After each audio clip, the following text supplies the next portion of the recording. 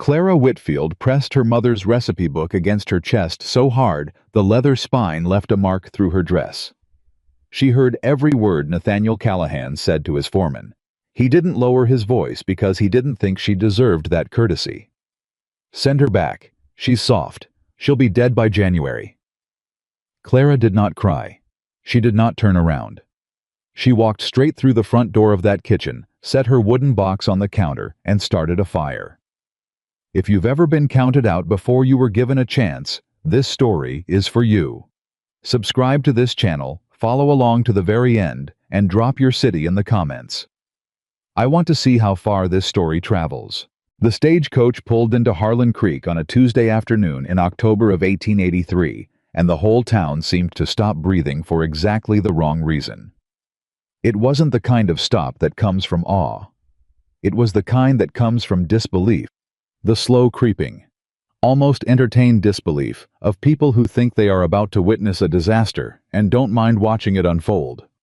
Clara Whitfield was the last one off the coach. She came down those wooden steps one at a time, both hands gripping the rail because the step was higher than she expected, and she was carrying her bag on one arm and the wooden box on the other, and she did not want to drop either one. She was wearing her best dress, the blue one she had mended twice at the collar, and her boots were polished as clean as leather that old could be polished. Her hair was pinned back the way her mother had taught her, neat, simple, nothing fancy.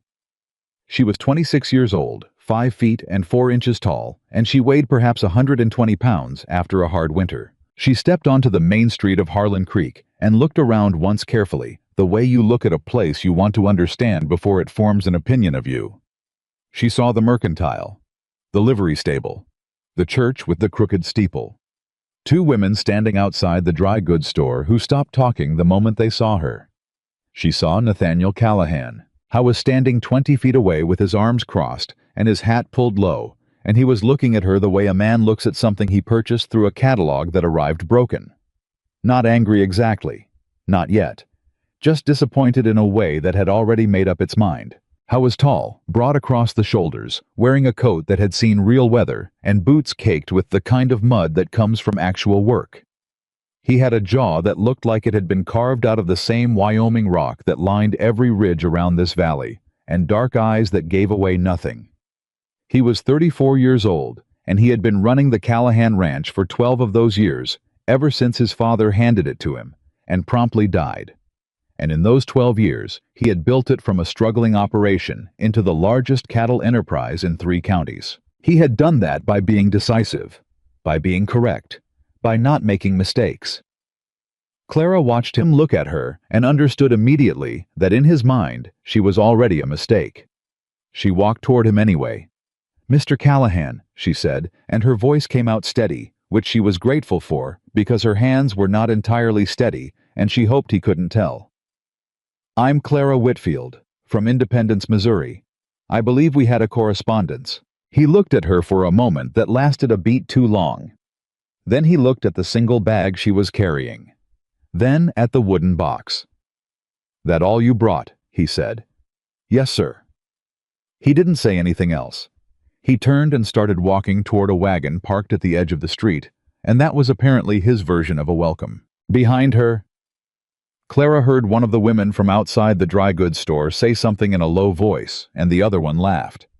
She didn't catch the words, but she caught the shape of them, and she knew exactly what they meant. She followed Nathaniel Callahan to his wagon, set her bag in the back, kept the wooden box on her lap, and did not look back at the women. The ranch was 6 miles outside of town, and Nathaniel Callahan did not speak for 5 of them. Clara looked at the country around her and said nothing either. She had grown up in Missouri in a house with a yard and a garden, and neighbors near enough to borrow flour from. The landscape she was moving through now was something else entirely, wide and cold and high. The sky so enormous it seemed to press down, instead of lifting up the land, rolling out in every direction like something that had never decided to stop. The mountains to the west were already showing snow on the peaks.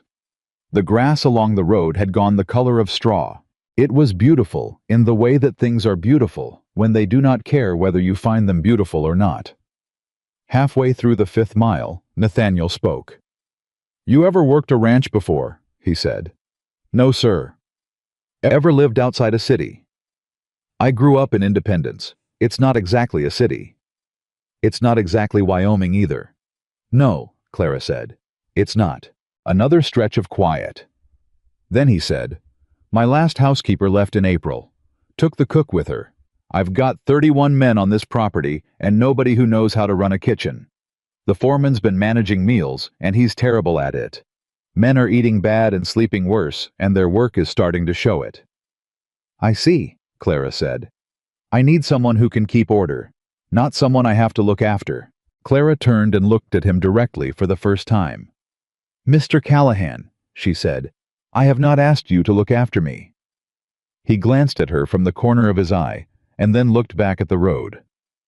No, he said after a moment. I suppose you haven't. They didn't speak again until the ranch came into view, and when it did, Clara looked at it without saying a word, because what she was looking at was not what she had imagined from the letters, and she needed a moment to simply see it clearly. The house was large, larger than she expected, a two-story structure of timber and stone that had clearly been built by someone with money and less interest in beauty. It was solid. It was imposing. It was surrounded by outbuildings and corrals, and a bunkhouse that stretched the length of a city block. And beyond all of that were the pastures rolling out toward the mountains, dotted with cattle as far as she could see. It was a serious place, a working place. It did not look like somewhere that had room for softness. Nathaniel pulled the wagon to a stop near the house and climbed down before she had gathered her things. He didn't offer a hand. She didn't wait for one. She climbed down herself, set the wooden box carefully on the ground, and retrieved her bag from the back. A man came out of the barn, older, weathered, moving with the particular slowness of someone whose joints had been arguing with him for years. He looked at Clara with an expression she couldn't immediately read. Not unkind, but careful. This is Elias Boone, Nathaniel said. He's been here longer than anyone. You have questions about the property, you ask him. Yes, sir, Clara said. She looked at Elias. It's a pleasure to meet you, Mr. Boone. Elias looked at her hand when she extended it, then shook it once briefly. Ma'am, he said. Nathaniel was already walking toward the house. Kitchen's in the back, he said over his shoulder. Supplies are a mess. I expect supper at 6. Clara picked up her things and followed him. The kitchen was in the back, and it was in fact a mess, but not the kind of mess that comes from neglect. It was the kind that comes from 31 people doing their best with no system and no knowledge and no one in charge. Sacks of flour stacked wrong. Barrels of salt pork opened and not resealed properly. A pantry where things were stored wherever there was space rather than wherever they made sense. Onions going soft next to beans that had been stored too damp. A spice shelf where half the jars had no labels and the other half had labels that were wrong. Clara set the wooden box on the table. She opened it. Inside, in order, wrapped in cloth and held flat with a strip of leather, were her mother's recipe cards. 214 of them, accumulated over 30 years of cooking for a large family with varying amounts of money and a consistent need to make things stretch. Beside them was a small notebook, half filled with Clara's own additions. Beside that was a piece of paper folded into quarters. She unfolded the paper. It was an inventory sheet blank. She had brought her own. She picked up a pencil and started walking through the pantry. At 6 o'clock, the ranch hands came in for supper and found something they had not found in 6 months. A meal that was ready on time, served hot, and tasted like someone had thought about it. It was not elaborate. Clara had not had time to be elaborate. There was a beef stew made from the salt pork and the root vegetables that were closest to turning seasoned, with what was actually on the shelves, once she sorted through the mislabeled jars. There was a loaf of bread she had made 4, because she had counted the men, and it had come out right on the first try, which it didn't always, and she was quietly grateful for that.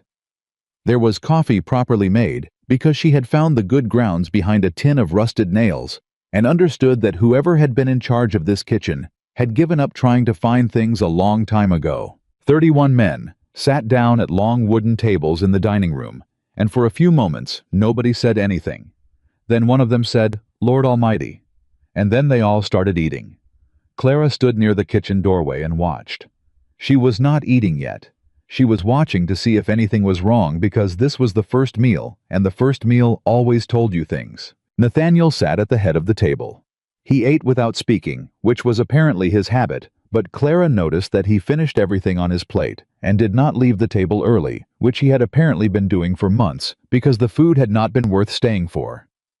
When supper was finished and the men had gone back to the bunkhouse, Elias Boone stopped near the kitchen door and looked in at Clara, who was washing up.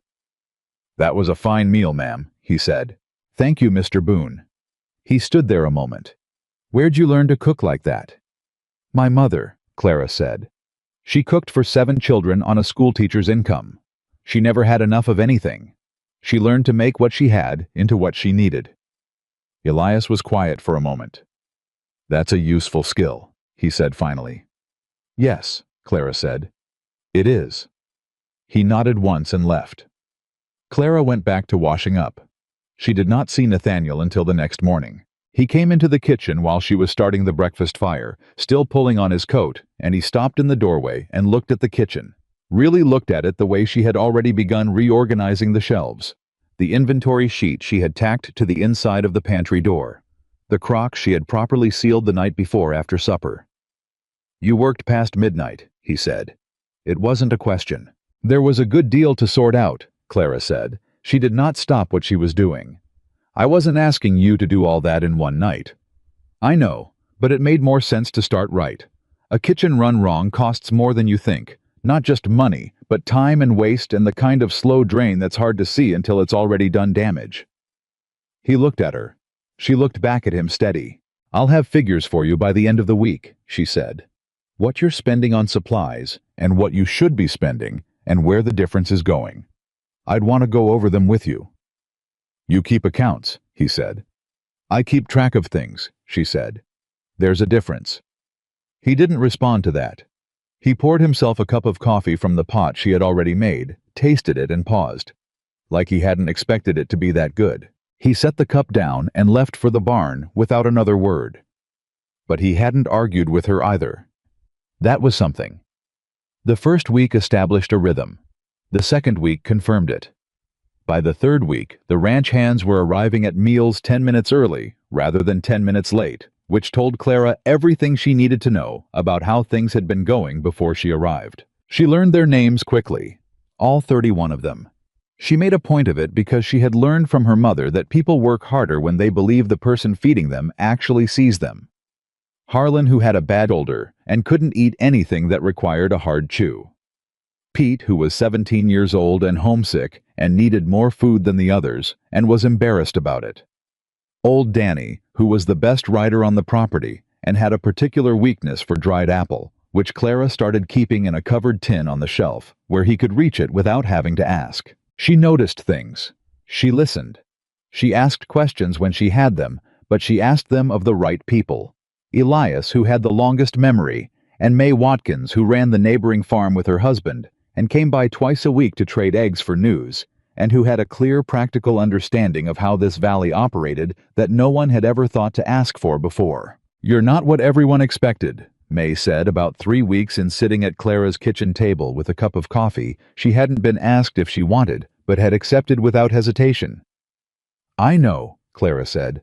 "They all thought you'd be gone inside a month." "I know that too." May tilted her head. "Does it bother you?" Clara was quiet for a moment. "It would bother me more to give them a reason to be right," she said. May laughed, a real laugh, surprised and warm. "I think I'm going to like you, Mrs. Callahan," she said. It was the first time anyone had called her that. Clara found that she didn't mind. Nathaniel remained difficult to read. How was not cruel.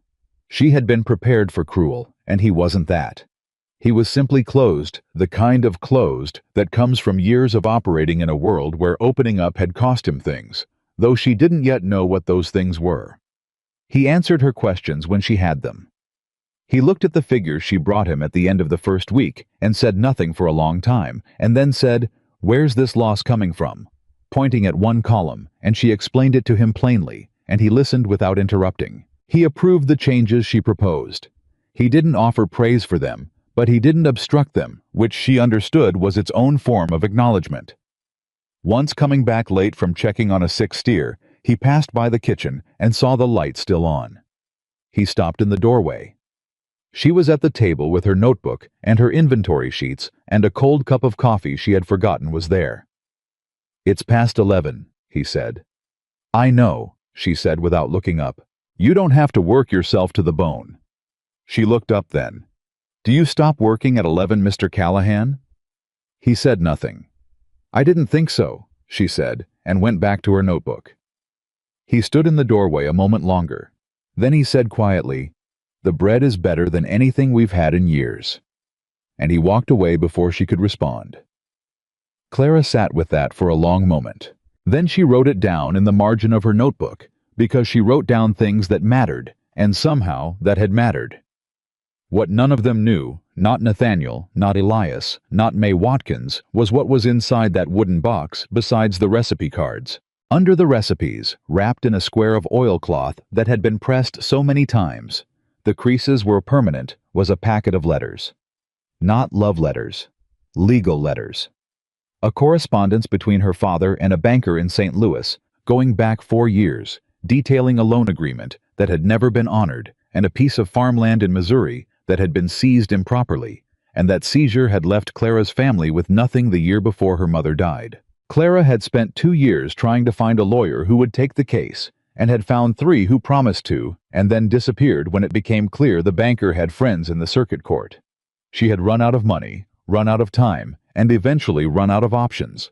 And when the advertisement from a ranch owner in Wyoming territory, seeking a capable housekeeper and wife, had crossed her desk through a connection at her church, she had looked at it for a long time. She had written to Nathaniel Callahan because she needed a start, not because she needed a husband.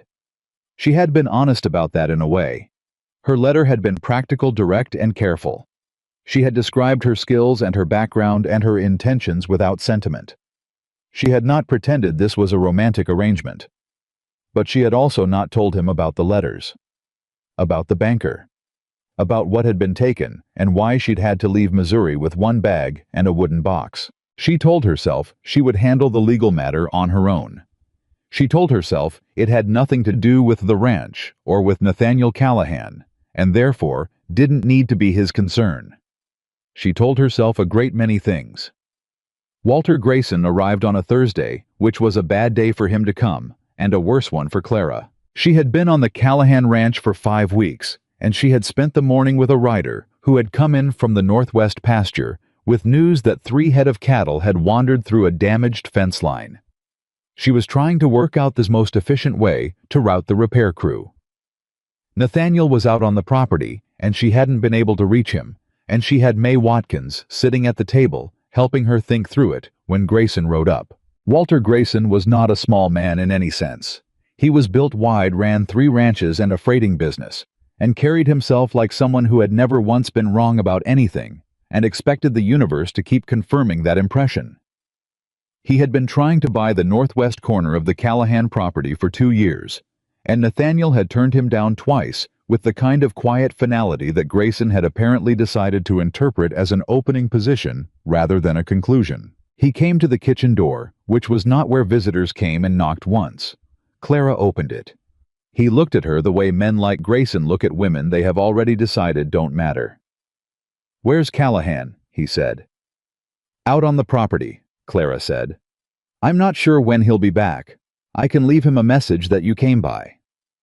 "Who are you?" Clara kept her expression level. "I'm Mrs. Callahan," she said. Grayson's eyebrows rose. Not in surprise exactly.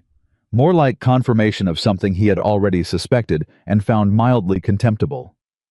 "The mail order," he said. "His wife," Clara said. Grayson looked past her at the kitchen. At May Watkins, who had gone very still at the table. At the inventory sheets on the counter.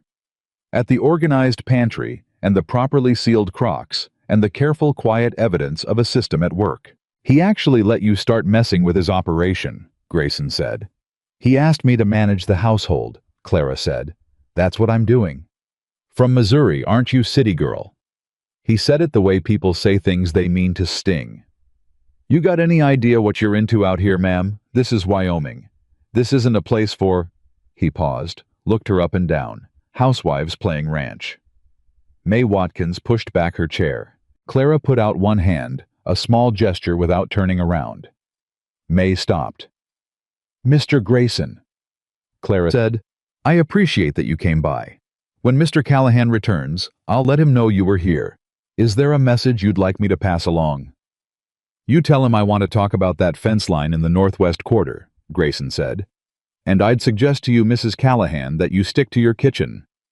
He turned and walked back toward his horse. Clara stood in the doorway until he had ridden away. Then she closed the door and turned around. May was looking at her with an expression that had moved from restrained fury to something approaching admiration. "You should have let me say something," May said. "What would you have said?" "Something considerably less polite than what you said." "I know," Clara said. She went back to the table and looked at the repair routing diagram. "And it wouldn't have helped anything." "It would have helped me," May said. Despite herself, Clara smiled. "The fence needs to be routed through the east pasture," she said. "Not the west. That's the more efficient line." May looked at the diagram. "You're right," she said after a moment. "Lord, you're right about that." "Tell me what you know about Grayson," Clara said. "Everything." When Nathaniel came in that evening, the fence crew was already dispatched. Supper was on the table.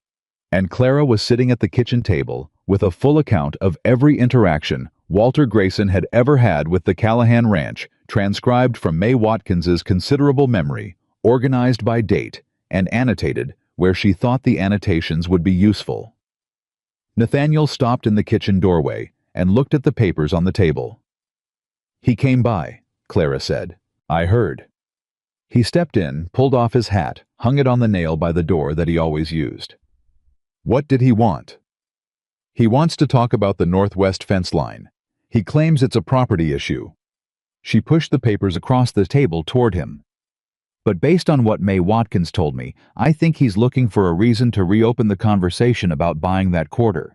The fence is a pretext." Nathaniel sat down across from her. He picked up the papers and read through them, and his expression as he read was not easy to interpret. Then he set them down. "You put this together today," he said. "This afternoon. May Watkins told you all of this." "May Watkins knows everything that happens in this valley," Clara said. "No one has ever asked her to share it." Nathaniel was quiet for a moment. He was looking at the papers, but she thought he wasn't really seeing them anymore.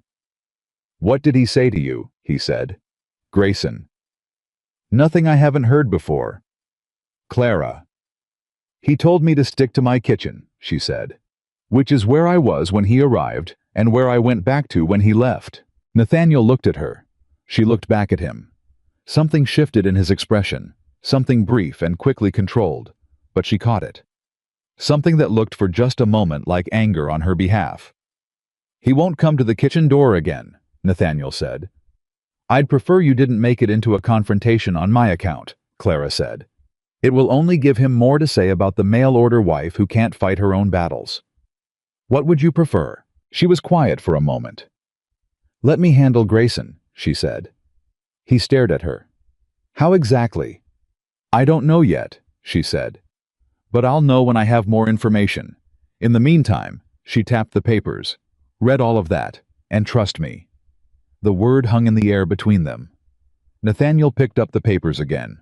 He didn't answer, not directly, but he didn't argue with her either. He read. She made coffee. And somewhere in that kitchen, in the yellow light of the oil lamp, something that had been tightly closed began very slightly to open. It wasn't love yet. It wasn't close to love. But it was the first night Nathaniel Callahan sat across from his wife and thought of her as something other than a problem he had made for himself. And Clara Whitfield, for the first time since she had stepped off that stagecoach and heard a man she didn't know describe her as a mistake, thought of this ranch as something other than a place she had come to survive in. She thought of it as a place she was beginning to build.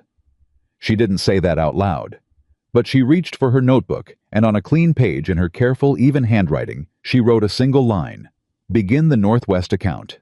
First entry, Thursday, October 18th, 1883. And then she underlined it, because the things that mattered she always underlined. The Northwest account grew. That was the first thing Clara noticed, as October turned cold, and November pressed down on the valley like a hand. The account grew not just in pages, but in weight.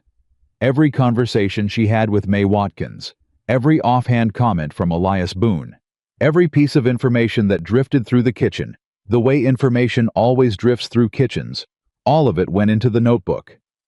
Dates, names, patterns. The kind of careful record-keeping that her father had failed to do, which was precisely why a banker in St. Louis had been able to take everything he owned without anyone being able to prove a single thing. Clara had learned from that lesson the hardest way a person can learn something. She wrote everything down. She also, in those first weeks of November, began to understand the true shape of what she had walked into. The Callahan Ranch was not simply a cattle operation. It was an ecosystem, 31 men whose livelihoods depended on it. 6 neighboring farms that traded with it and relied on its stability. A town whose economy turned in no small part on what happened 6 miles out along the western road. When the ranch did well, Harlan Creek did well. When it struggled, the whole valley felt it in ways that didn't always announce themselves immediately. She hadn't understood that when she arrived. She understood it now. And she understood something else: the ranch was stronger than Nathaniel knew, and weaker than he knew, and both of those things were true at the same time in different places, and nobody had ever mapped it carefully enough to tell him which was which. She started doing that. She started with the feed costs, because that was where the most obvious waste was bleeding out. She cross-referenced 3 months of purchasing records against the actual consumption logs she had started keeping herself and found a gap that made her sit very still for a moment when she saw the full number. Not because it was someone stealing, she didn't believe that, not yet, but because nobody had ever looked at both sides of the ledger at the same time. Money was going out for supplies that were being stored wrong and spoiling before they could be used, and then more money was going out to replace what had been lost. And the whole cycle was invisible because no one person had ever seen the whole picture. She brought the figures to Nathaniel on a Friday evening.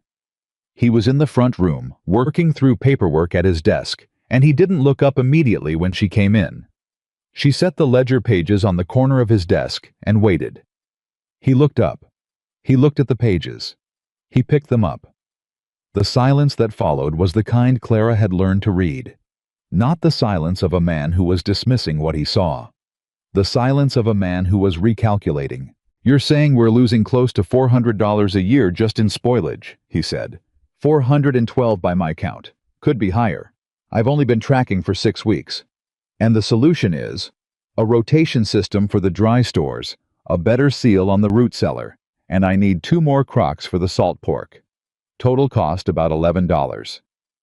He looked at the pages again. Then he looked at her. $400, he said again, not quite to her. To the number. "Yes, sir." Nobody caught this. Nobody was looking at both sides at once, she said. It's not a failure of the men. It's a failure of the system. There was no system. He set the pages down. "Get the crocks," he said. "Whatever else you need." "Thank you." She turned to leave. "Clara?" She stopped. "Where did you learn to read accounts like that?" he said. She paused just a moment longer than she should have. "My father kept poor ones," she said. "I learned what that costs." She left before he could ask anything more. The crocks arrived from town the following Wednesday, and Pete, the 17-year-old who was still homesick and had started treating Clara's kitchen like a second home, helped her carry them in. He was the good worker, Pete, eager in a way that ranch life hadn't beaten out of him yet. "Mrs. Callahan," he said, setting down the last crock. "Can I ask you something?" "You can ask," she said. "Why do you write everything down?" She looked at him. He was 17 and genuinely curious, not trying to be difficult. "Because memory is unreliable," she said.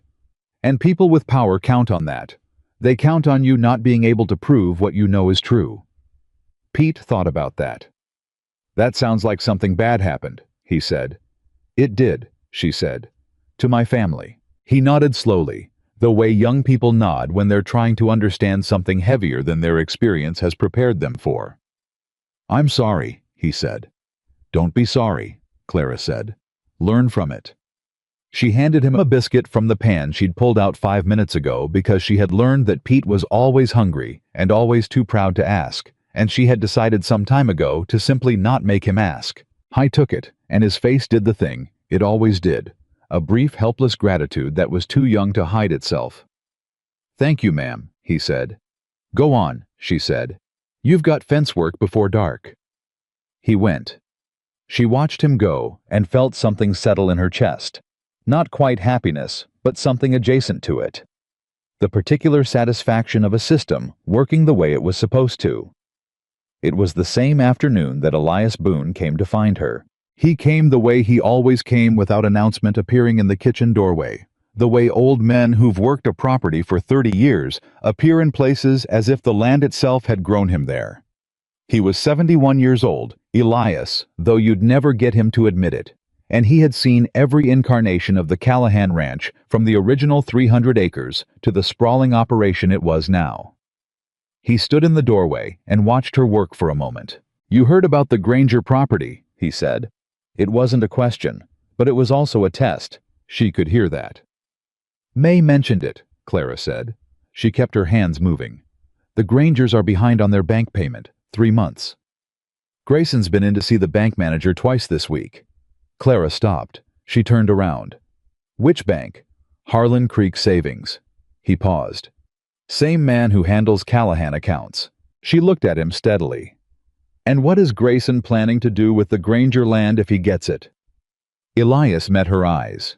He had been watching her for 6 weeks now, carefully and without apparent expression, and she understood that this moment, him coming to tell her this, coming to her instead of to Nathaniel, was a form of verdict. "The Granger property runs along the south boundary of the northwest quarter," Elias said. "If Grayson owns it, he controls access to the water rights on the creek bend." Clara turned that over in her mind.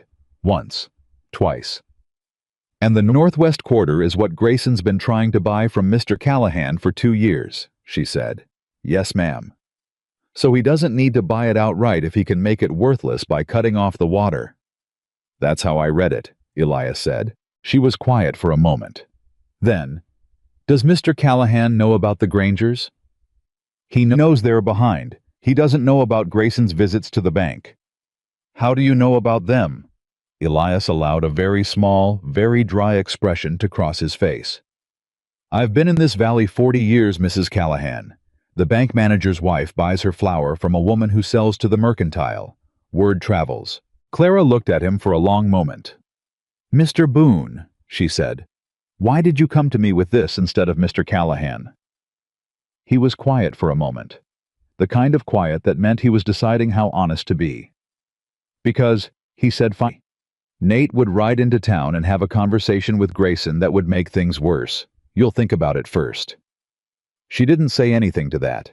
"Also," Elias said, and for just a second, something shifted in the old man's face. Something that looked almost like approval, though it was so brief she might have imagined it. "You already know something's wrong with that land deal. I can tell by the way you looked just now." Clara turned back to the counter. "Tell me the Grangers' names," she said, "and how much they're behind." Elias told her. She wrote it down. She needed to think, and she thought best when her hands were moving, so she went back to the bread she had been making and worked through the dough in long, rhythmic strokes and let the problem arrange itself in her mind, the way problems did when you gave them room. The Grangers were Tom and Ruth Granger, 53 and 48, who had worked their property for 20 years and raised 4 children on it. They were behind 3 months on a loan that had been refinanced once already, which meant the bank had already shown patience once, and Grayson had probably been watching that situation for a while, waiting for the right moment to step in. The water rights on the creek bend at the south end of the Granger property were not something most people would think to value until they needed them. But someone who wanted to pressure a neighboring ranch owner into selling a piece of land he'd refused to sell would think to value them, would plan around them. She punched the dough down. She needed to talk to Ruth Granger.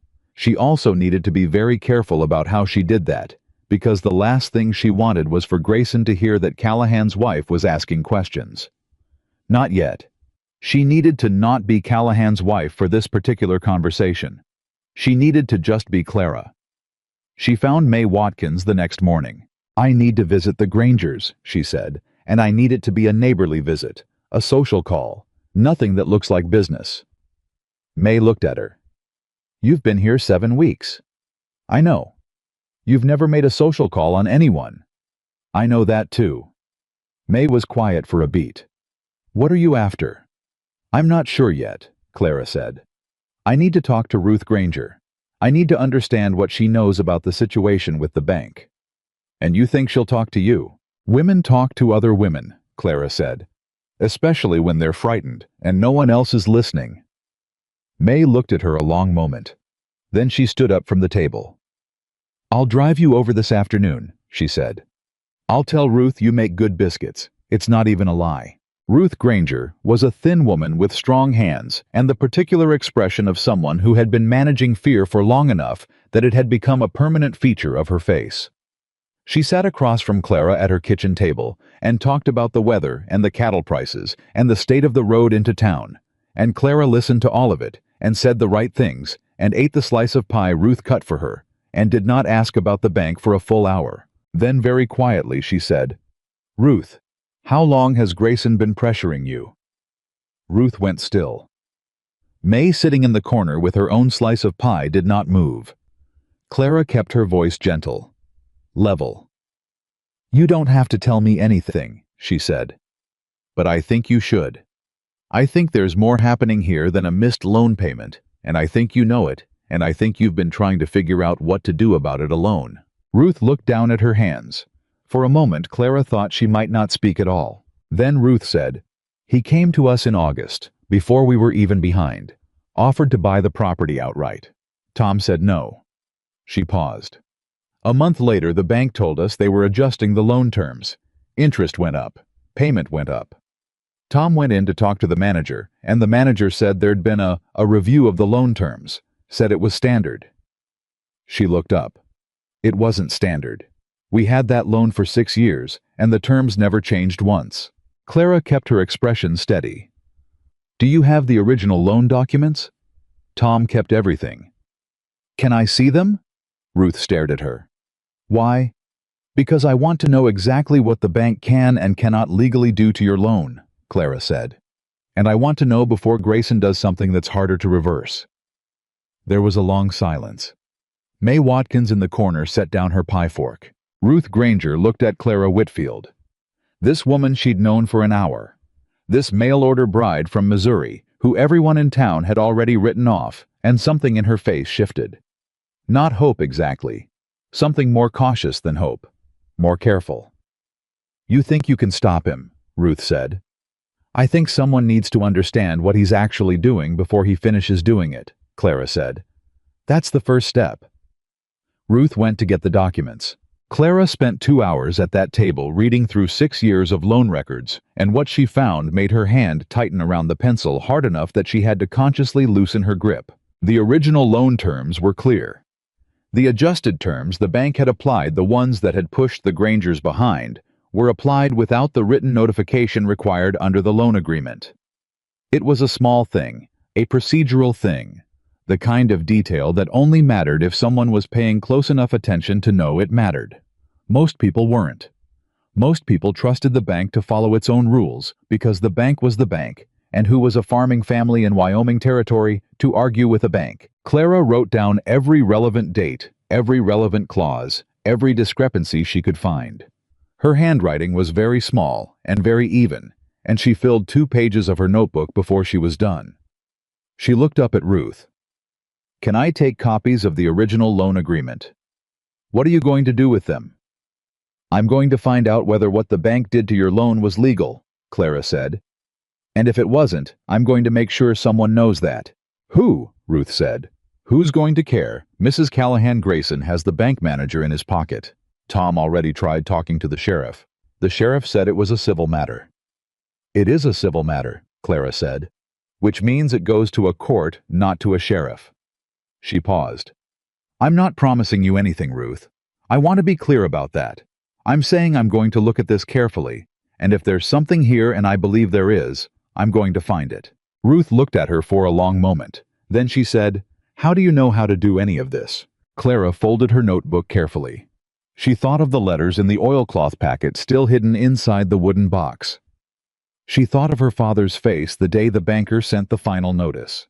She thought of her mother, who had cooked and preserved and stretched and managed and worked herself to exhaustion for 30 years and died with nothing to show for it because someone with more power and less conscience had decided the rules didn't apply to him. "Someone did something like this to my family," she said. "I didn't know enough to stop it then." She looked at Ruth. "I know more now." She rode back to the Callahan ranch with May Watkins in the gathering dark, and she was quiet the whole way, turning things over in her mind, and May had the good sense not to break the silence. When they pulled up to the ranch, Nathaniel was in the yard talking to Elias. He looked up when he saw the wagon. His eyes went to Clara.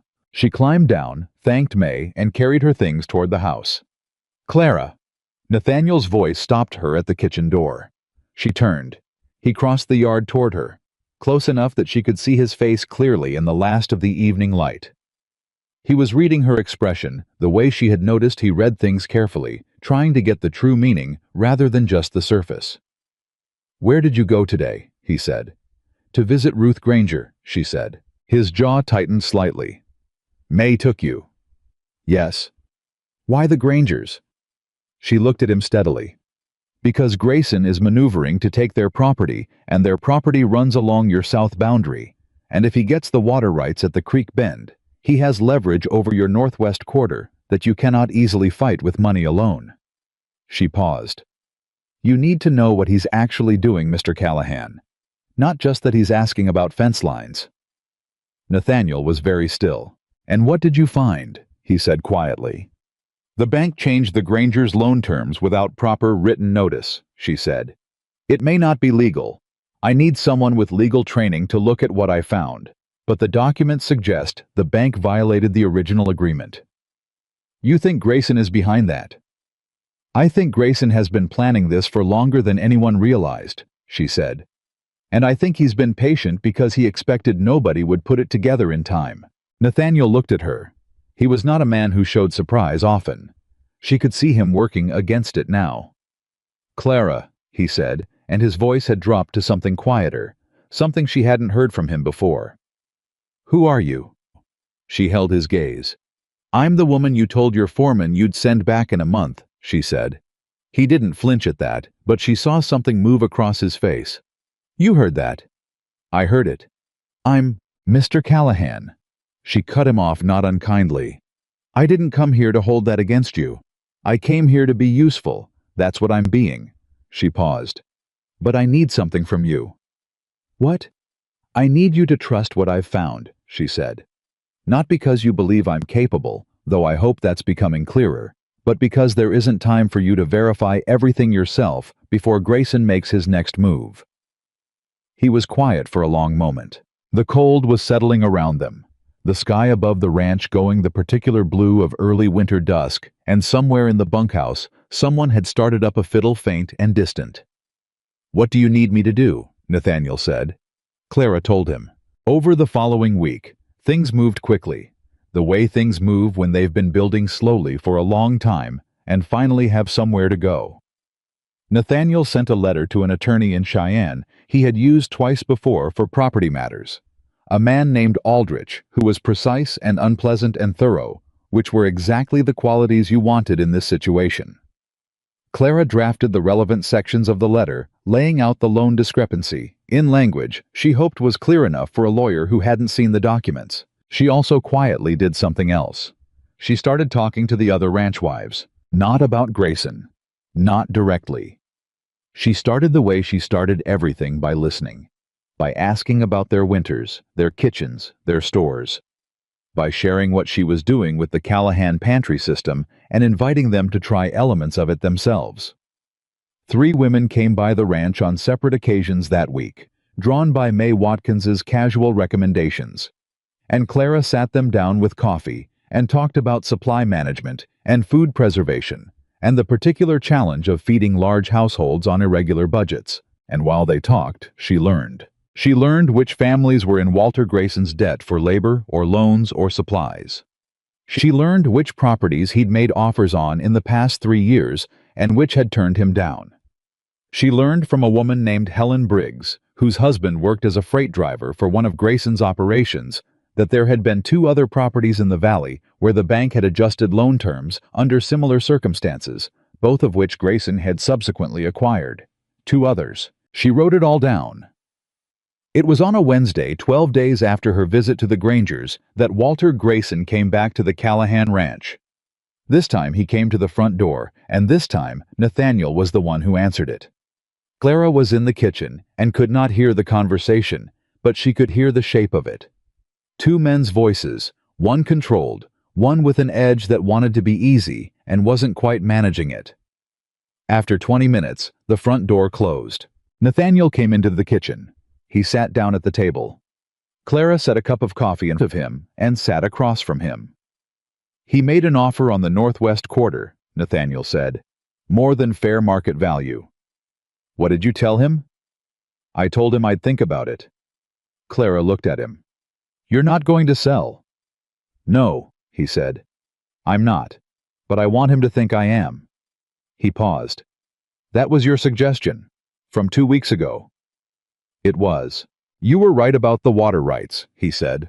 "Aldrich wrote back this morning. He says if Grayson gets the Granger property and records a water rights claim on the creek bend, it creates a legitimate legal question about access to the northwest quarter.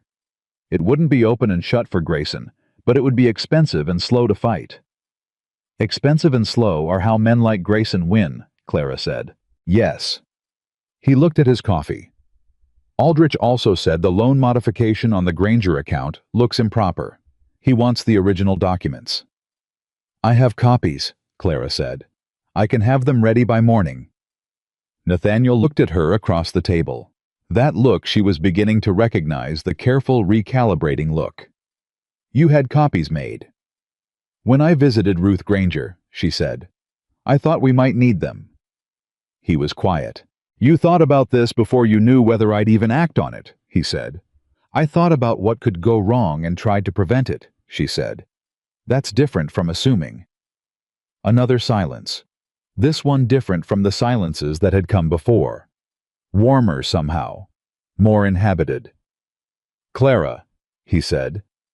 He stopped. Tried again. "I owe you an apology." She met his eyes. "When you arrived," he said, and his voice had that particular difficulty of a man who does not apologize often and is doing it anyway. "I made a judgment. I looked at you, and I decided what you were, before you'd said 20 words to me." He paused. "That was wrong." Clara looked at him for a long moment. "Yes," she said. "It was." He nodded once, not minimizing it, just accepting the truth of what she'd said. "Are you going to help the Grangers?" she said. "That's what you want. They're good people in a bad situation that someone else manufactured," she said. "They shouldn't lose 20 years of work because Walter Grayson is patient and the bank manager is dishonest." "It's going to cost me," he said. "Legally if Aldrich has to fight the bank, and with Grayson because he'll know I was involved." "I know," Clara said. "And you still think it's right?" "Don't you?" He looked at her. The fiddle had started up again out in the bunkhouse, the same wandering tune as before, and the kitchen was warm and smelled like bread and coffee and the particular cedar smell of the wood they were burning. Nathaniel Callahan picked up his coffee cup. He did not answer immediately. He turned the cup in his hands once, twice the way he handled things he was thinking hard about. Then he said, "Write up what we have, all of it, everything you found. I'll send it to Aldrich with the copies tomorrow morning." Clara reached for her notebook. She was already writing before the sentence was finished. Outside, the first real snow of the season was beginning to fall quietly, without announcement, settling over the valley and the ranch and the mountains beyond, with the patient indifference of a Wyoming winter that does not care what you are in the middle of, or how much you still have left to do. Clara didn't look out at it. She had work to finish. And somewhere between the careful lines of her notebook, between the dates and the clauses and the documented facts that she was building into something, a dishonest man would not be able to simply dismiss. She felt something clarify in her chest. Not quite relief. Not quite confidence. The particular quiet steadiness that comes when you understand that the thing you have been building slowly, carefully, from what you had, rather than what you wished for, is solid enough to stand on, she wrote. The snow fell, and Nathaniel Callahan, who had not once in 12 years of building an empire allowed himself to rely on another person's thinking, sat across from his wife and did not leave the table until everything was finished. Aldrich's reply came on a Friday, and it was not good news. Not bad news either. That was the particular torture of it. It was the kind of legal correspondence that says everything is possible and nothing is certain, and the only guarantee is that it will take time. The bank had, in Aldrich's careful professional opinion, likely overstepped in modifying the Granger loan without proper written notification. Likely. Possibly. Pending review of the original charter documents and the specific statutes applicable to territorial banking institutions, which he was in the process of obtaining, which would take another 3 to 4 weeks. 3 to 4 weeks. Clara read the letter twice, folded it precisely along its original creases, and set it on the table. Then she got up and went back to the stove, because the soup she was making for lunch would not wait for legal timelines. Nathaniel came in from the barn, 20 minutes later, stamping mud off his boots, and she handed him the letter without speaking. He read it standing up still in his coat, and his jaw did the thing it did when he was holding back a reaction he'd decided wasn't useful. 3 weeks, he said. Maybe 4. And in 3 weeks, Grayson could have already made his move on the Granger property. Yes, Clara said. Which is why we're not waiting on Aldrich. He looked at her. What does that mean? It means, she said, that there is more than one way to protect those people. She stirred the soup without looking at him. Grayson needs the bank. He needs the bank to call in the Granger's loan, so the property goes to foreclosure and he can buy it at the sheriff's sale. If the Grangers aren't in default, the bank has no grounds to foreclose. No foreclosure, no sheriff's sale, no Grayson. Nathaniel was quiet for a moment. Clara, the Grangers are 3 months behind. We'd have to cover the arrears, she said. Yes. That's not a small number. I know what the number is, she said. She looked at him now. I also know that if Grayson gets that property and files a water rights claim on the creek bend before Aldrich can establish the loan modification was improper, you'll spend 5 times that amount fighting it in court, and you might not win. The silence stretched. She went back to the soup. You've already worked out the figures, he said. Last night. Of course you did. He set the letter down. She heard him cross the room. Heard him pull out the chair across from her usual spot at the table and sit down. What's the number? She told him. He didn't flinch. She had expected him to flinch, and he didn't, and she filed that away as information worth keeping. If I cover the Granger's arrears, he said slowly, Grayson will know. He'll find out eventually, Clara said. The question is whether he finds out before or after Aldrich gets back to us with something we can actually use. She paused. I'd rather he find out after. How do you keep it quiet? Tom Granger goes to the bank and makes the payment himself, she said. Cash. He doesn't say where it came from. The bank records show the loan is current. Grayson has nothing to work with. Nathaniel looked at her. And Tom agrees to this. I haven't asked him yet, Clara said. I wanted to talk to you first. Something flickered in his expression. Something brief that she was becoming better at reading. Appreciation, she thought. Not for the plan necessarily, though she believed the plan was sound. For the fact that she had come to him first. That she had treated this as a shared decision, rather than something she would simply do. Tom Granger is a proud man, Nathaniel said. Yes. He may not take money from a neighbor. He might take a loan from a neighbor, Clara said. At fair terms. Written down properly, which is more than the bank gave him. Nathaniel was quiet for a long moment. Then he said, set up the meeting. She did. Tom Granger came to the ranch on Sunday, and he came the way proud men come to ask for things they need, hat in hand and jaw set, and eyes that looked everywhere except directly at the man whose help he required. He was a big man, Tom, with the kind of face that work had written all over, and he sat at Clara's kitchen table and held his coffee with both hands and did not speak for the first several minutes. Nathaniel sat across from him.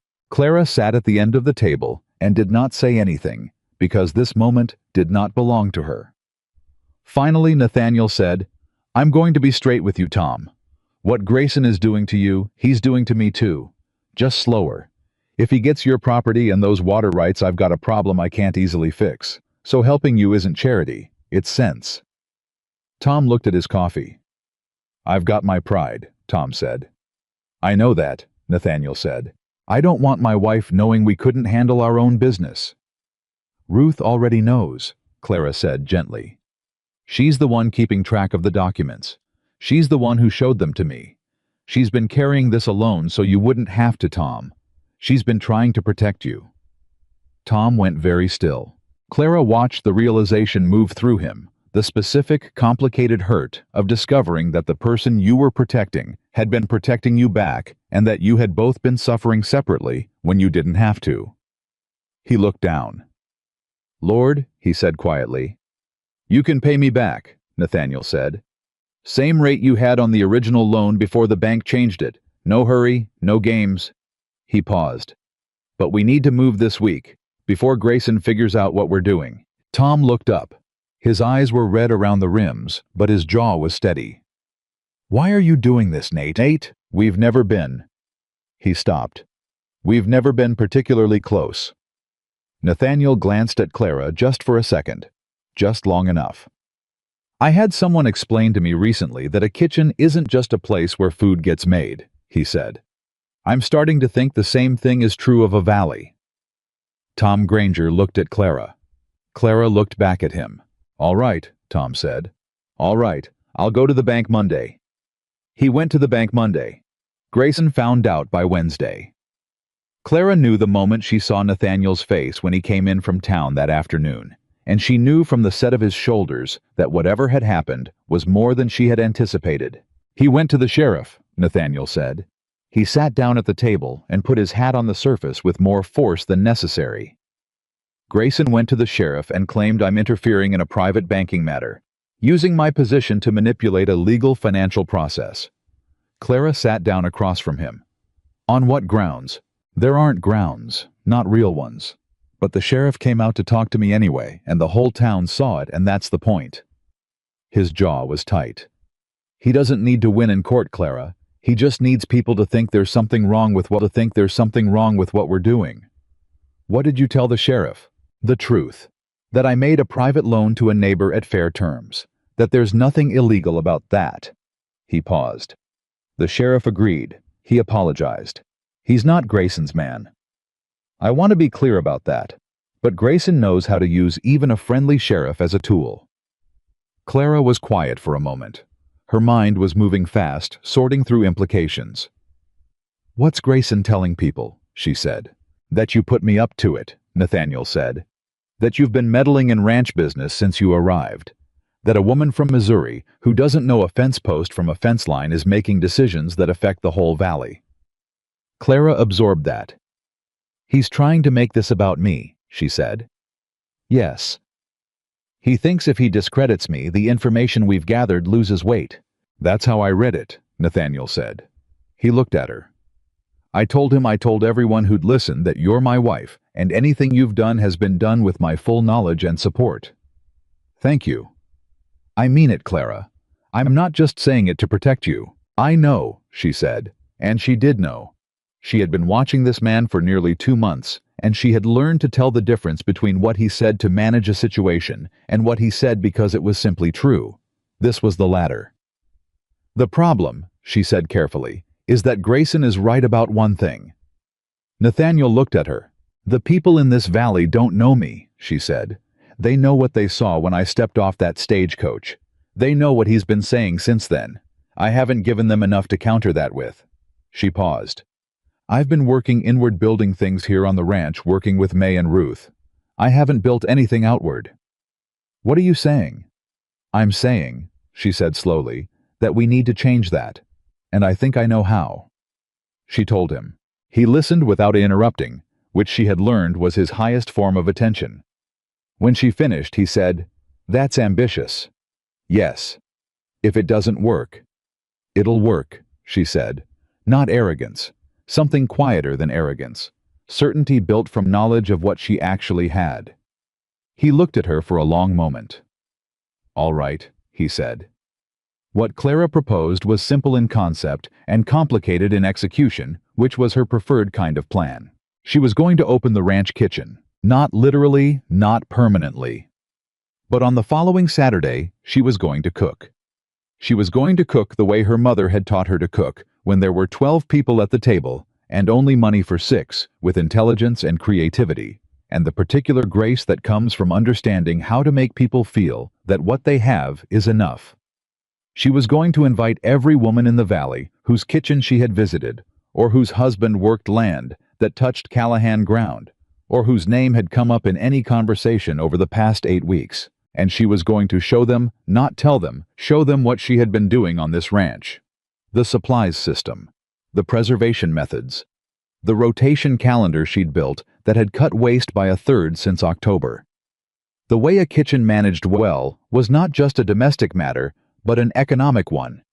The difference between a ranch family that survived a hard winter and one that didn't. And while she showed them all of that, while the kitchen filled up with women who were curious and cautious and had heard Walter Grayson's version of who Clara Whitfield was, she was going to let them form their own opinion. "He's been talking about what I can't do," she told May Watkins, who arrived early on Friday to help her prepare. "I'm going to let them see what I can." May rolled up her sleeves. "Tell me what you need." What followed was the 2 most productive days of work Clara had done since arriving in Wyoming, which was saying something. She and May worked through Friday in the Callahan kitchen, and Pete helped carry, and Elias appeared twice to silently move heavy things without being asked. And by Friday night, every surface was organized. Every supply was laid out with purpose, and the kitchen smelled like something between a bakery and a home. Saturday morning, the women came. 11 of them from 7 different properties across the valley. They came the way women come to things they're not sure about. Careful measuring, ready to be polite, but not ready to be convinced. Helen Briggs came, whose husband worked Grayson's freight routes. The Dawson sisters came together, which meant their mother had sent them to report back. Ruth Granger came, and she came with her chin up and her hands steady, and Clara loved her for that. Clara did not make a speech. She made biscuits. She stood at the counter and made biscuits the way her mother had made them, talking while her hands moved, explaining not just the recipe, but the logic underneath it. Why the fat temperature mattered. How to tell when flour had been stored wrong by the weight of it in your hand. What to do when you were out of the ingredient you needed and had to build from what you had. She talked about waste, the way she talked about everything plainly without judgment, with complete respect for the intelligence of the women listening. She put the figures on the table. Real numbers. What a family of 5 could save in a year with a proper pantry rotation. What that number meant in winter terms, in weeks of food security, in the difference between scraping through January and entering March with something left over. Helen Briggs asked the first real question about 40 minutes in. "Where did you learn all this?" she said. Not hostile, genuinely curious. "My mother," Clara said. "And necessity." She paused. "We had very little when I was growing up.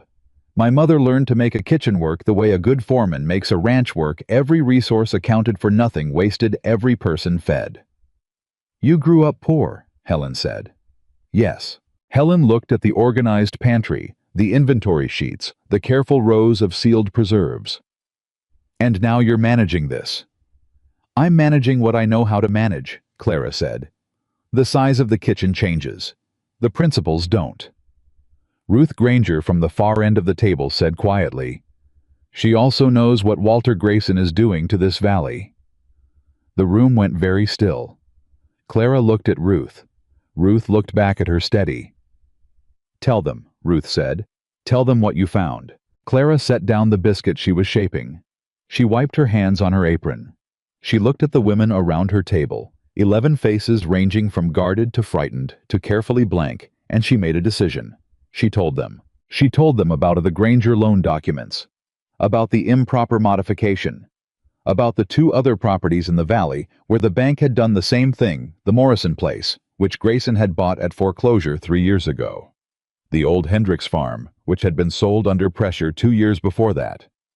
She put the pattern on the table the way she put her figures on the table, plainly, without embellishment, with every date and name accounted for. She told them about Aldrich, about the legal question around the loan modification, about what the water rights on the Granger Creek Bend would mean for access to the northwest quarter of the Callahan property. And then she said the thing she had been building toward. He's doing this quietly, she said, because quiet is how it works. Each family thinks their situation is separate. Each farm thinks it's a private matter between themselves and the bank. Nobody sees the whole picture because nobody has been talking to each other. She paused. I've been talking to each other for 8 weeks. And what I see is a man who has been acquiring this valley one piece at a time, using a banker who does what he's told, and counting on good people keeping their troubles to themselves. The kitchen was absolutely silent. Then Helen Briggs said very quietly, "The Morrison place." Clara looked at her. "My husband drove freight for Grayson when he was getting the Morrison property," Helen said. "I always thought there was something wrong with how fast it happened. Archie, my husband.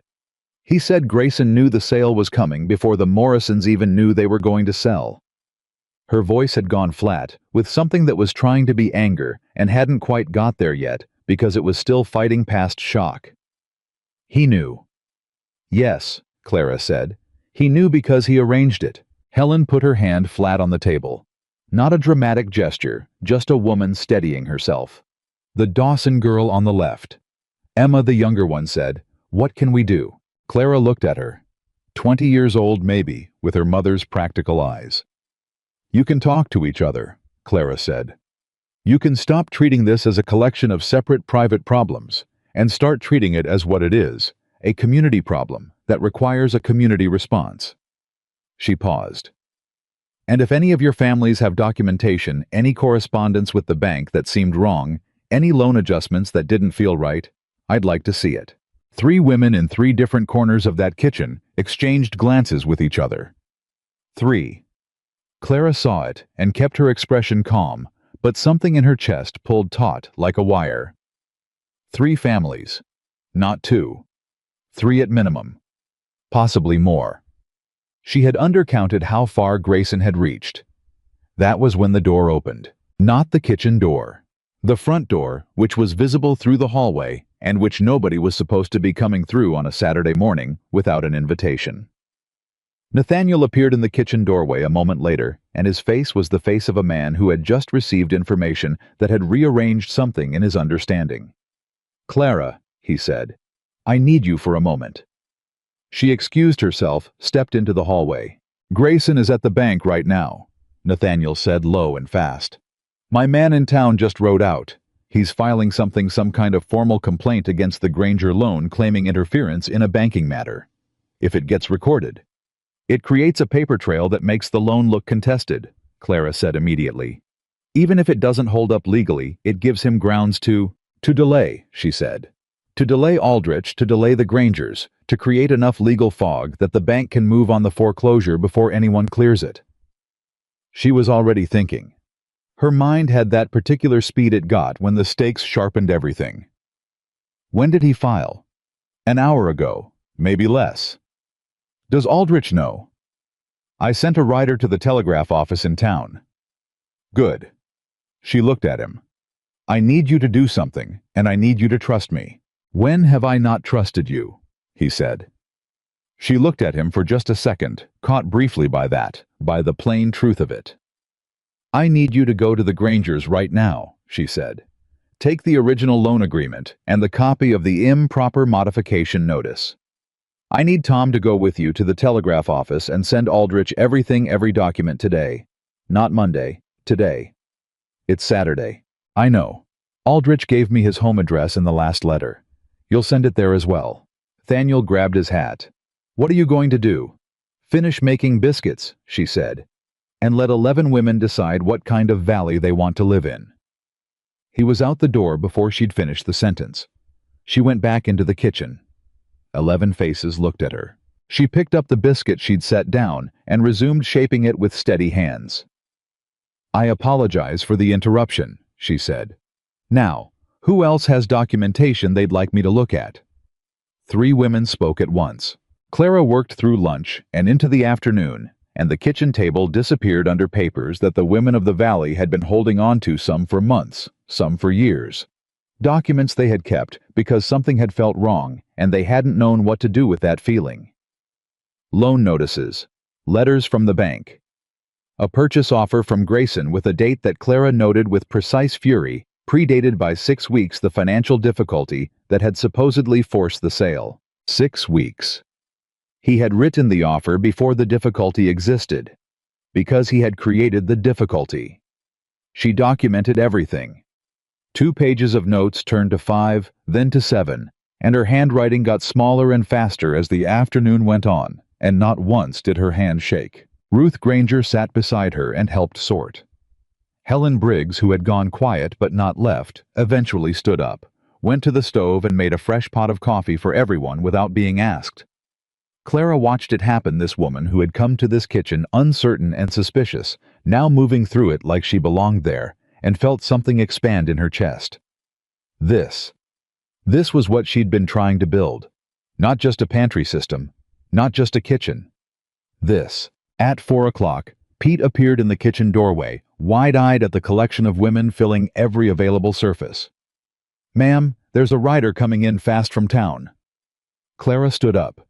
The rider was from Nathaniel.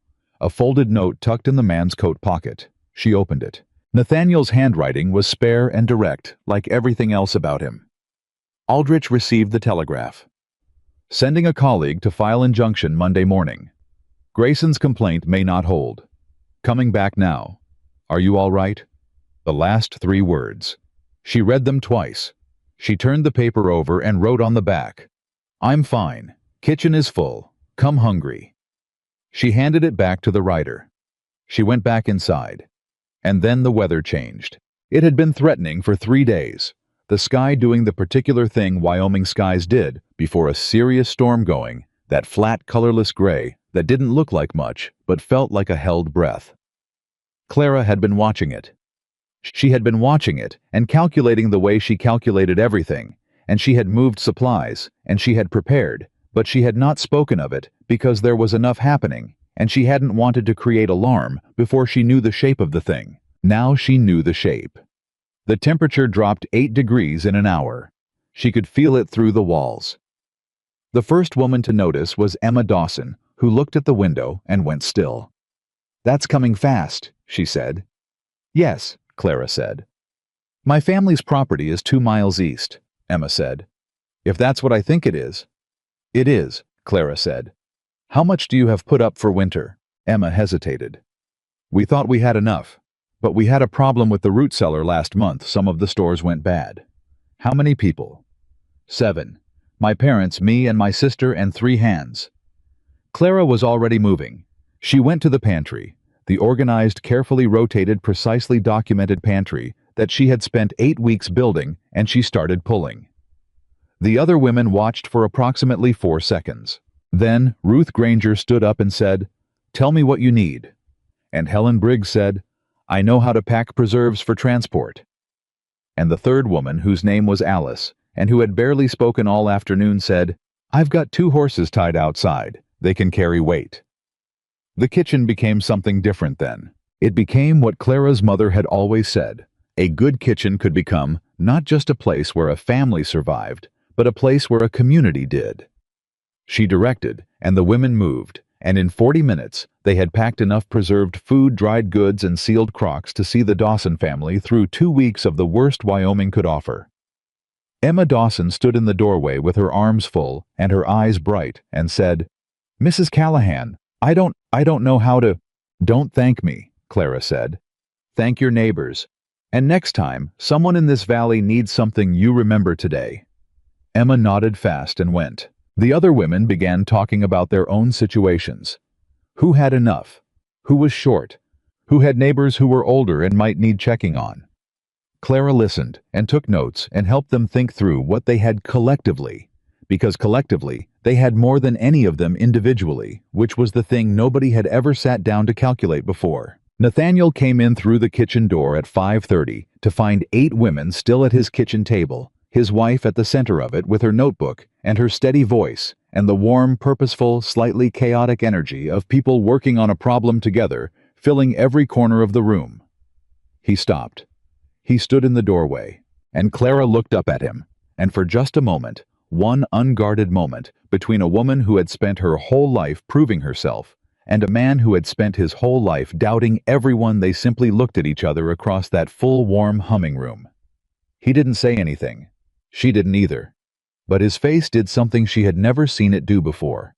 It went soft. Not weak, not sentimental. Just open. In the way a door goes open when someone finally finds the right key. He hung up his hat and coat on the nail by the door. He washed his hands at the basin. He turned and looked at May Watkins. "May, are you staying for supper?" "Wasn't planning to turn down a meal in this kitchen," May said. "Then you'd better set more places," he said, "because it looks like we've got a few extra."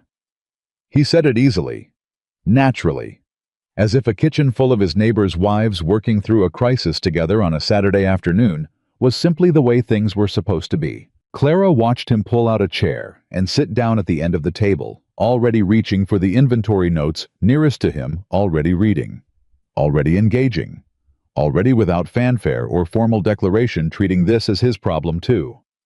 She looked back down at her notebook. She wrote Saturday, November 29. Storm incoming. Community stores distributed. Documentation sent to Aldrich. She paused. Then she wrote 8 women at the table. Something has shifted. She underlined it. Outside the wind picked up hard and fast, and the first snow began to come sideways, and the storm that would go on to be remembered as the worst Wyoming had seen in 11 years began with the particular indifference of weather that does not know or care that it has chosen the worst possible moment and the absolute best one to arrive. The storm lasted 4 days. 4 days of wind that came down off the mountains with the kind of force that made the walls of the Callahan Ranch house groan at 2 in the morning, that piled snow against the barn doors until 3 men had to push together to open them, that turned the 6 miles between the ranch and Harlan Creek into something that could not be crossed without risking a life. 4 days during which the valley went quiet, in the particular way it goes quiet, when nature reminds everyone living in it that all their plans and schemes and carefully constructed arrangements are ultimately subject to approval by something much larger than themselves. Clara did not sleep more than 4 hours on any of those nights. The women who had been at the kitchen table when the storm arrived, May, Ruth, Helen, Alice, and Emma's sister Josephine, who had come in behind the storm looking for Emma and ended up staying, had all remained on the ranch because there was no sensible alternative.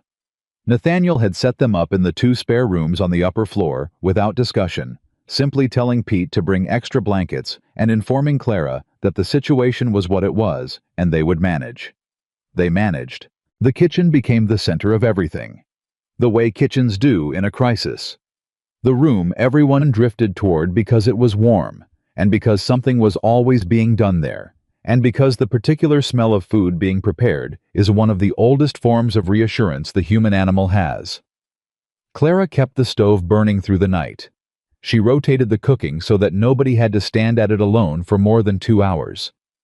She did the calculations constantly in her head, and on paper tracking what they had, and what they were using, and how long it would last if the storm went 5 days instead of 4 or 6 instead of 5. On the second night, Nathaniel found her at the kitchen table at 3 in the morning with her notebook and the pantry inventory spread across the surface, and a cup of cold coffee she'd forgotten to drink. He sat down across from her without being invited, which was something he had started doing somewhere in the past week without either of them remarking on it. "How are we doing?" he said. "Well," she said. "Better than well, actually. The rotation system means we're not pulling from the wrong stores." She turned the inventory sheet so he could see it. "If this goes 6 days, we're still in good shape. 7 gets tight but manageable. Beyond that, we'd need to be more careful." He looked at the sheet. "You thought about 7 days." "I always think about the worst case," she said. "Then I work backwards from it." He was quiet for a moment. "That's how I run the ranch," he said. "I know," she said. "I noticed." He looked at her across the table. The oil lamp between them made the shadows move slowly, and the wind outside was doing its 4 in the morning howl, and somewhere above them in the spare room, They could hear May Watkins's distinct and entirely unapologetic snoring. "What are you worried about?" he said. She looked up from the inventory. "The Hendersons," she said. "The property northeast of the Dawsons. Older couple from what May told me. She mentioned them in passing last week, said they'd had trouble with their seller too, same as the Dawsons, but she didn't think they'd said anything to anyone." "Jim Henderson," Nathaniel said. 70 years old, his wife Margaret. "They've been out there since before I was born." "If they didn't have enough put up before this storm hit." "I know." He looked at the window. "I can't get a rider out there in this." "I know that too," she said. "I'm just telling you what I'm worried about, so that when it clears, that's the first place we go." He looked at her. That look, the one she'd been watching evolve over 2.5 months from closed assessment to something she still didn't have a precise name for, but that felt increasingly like being genuinely seen. He said. "I'd like to come," she said. "I know what to bring." He nodded once. "All right." She reached for a cold coffee, remembered. It was cold, set it back down. He stood up, went to the stove, poured a fresh cup from the pot she kept on low heat through the nights, and set it in front of her. Then he poured one for himself and sat back down. It was a small thing, the kind of small thing that is not small at all. Clara wrapped her hands around the cup. "Tell me about Jim Henderson," she said. And Nathaniel talked. Not the way he usually talked, measured, efficient information, stripped of everything except its utility. He talked the way people talk at 3 in the morning during a storm, when the walls are close and the world outside has narrowed to a point, and there's nothing to do but wait and be honest. He told her about Henderson's ranch, as it had been 30 years ago, and as it was now. About Jim's son, who had gone to California and never come back. About Margaret's garden, which was the best kitchen garden in the valley, which she had maintained for 40 years. About the particular way the old couple had become over time part of the landscape of this valley, the kind of people whose continued presence nobody thought about because they had always been there, and whose absence would only be noticed terribly and too late after they were gone. Clara listened. She did not take notes this time. Some things didn't need to be written down. The storm broke on the morning of the 4th day, with the abrupt, almost startling clarity that follows serious weather. The sky going from iron gray to a blue so clean and cold. It almost hurt the wind dropping away so suddenly that the silence felt loud.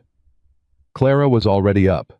She heard it change, and stood at the kitchen window and looked at what the storm had left, and then she went to get her coat.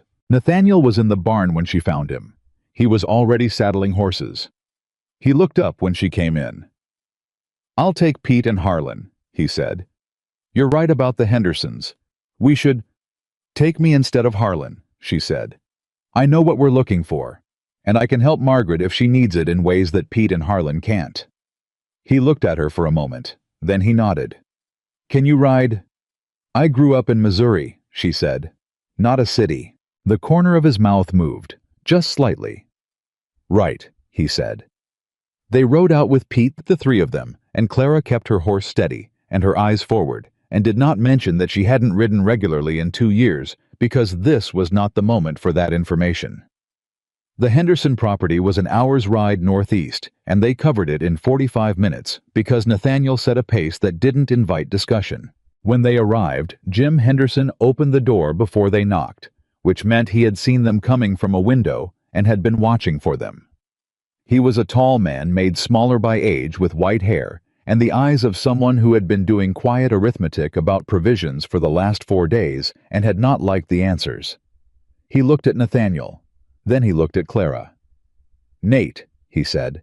"And this is—" "My wife," Nathaniel said. "Clara. She's been managing our household stores. We thought you might—" "We're a little short," Jim said. He said it the same way Tom Granger had said things, the specific reluctance of a proud man admitting necessity. "Margaret won't say it, but we are." He paused. "The cellar went bad in September. Lost about 1/3 of what we put up." "I know," Clara said gently. "May Watkins mentioned the cellar. I brought what we could carry." Jim looked at the bags on Pete's horse. He looked at Clara. "Come in," he said, and his voice had gone rough in the way voices go rough when relief arrives so suddenly there isn't time to prepare for it. "Margaret will want to meet you." Margaret Henderson was 72 and tiny, and had the eyes of a woman who had seen enough of life to have strong opinions about most of it, and the good manners to keep many of them to herself. She took one look at Clara and said, "You're the one who organized the Callahan kitchen." "Yes, ma'am," Clara said. "May Watkins told me about your pantry system," Margaret said. "I've been meaning to come by." Then this, she gestured at the window at the aftermath of 4 days of snow. "Sit down. I'll make tea." "Mrs. Henderson," Clara said, "let me make the tea. You sit down and tell me about your cellar. I'd like to know what happened in September." Margaret looked at her for just a second. Then she sat.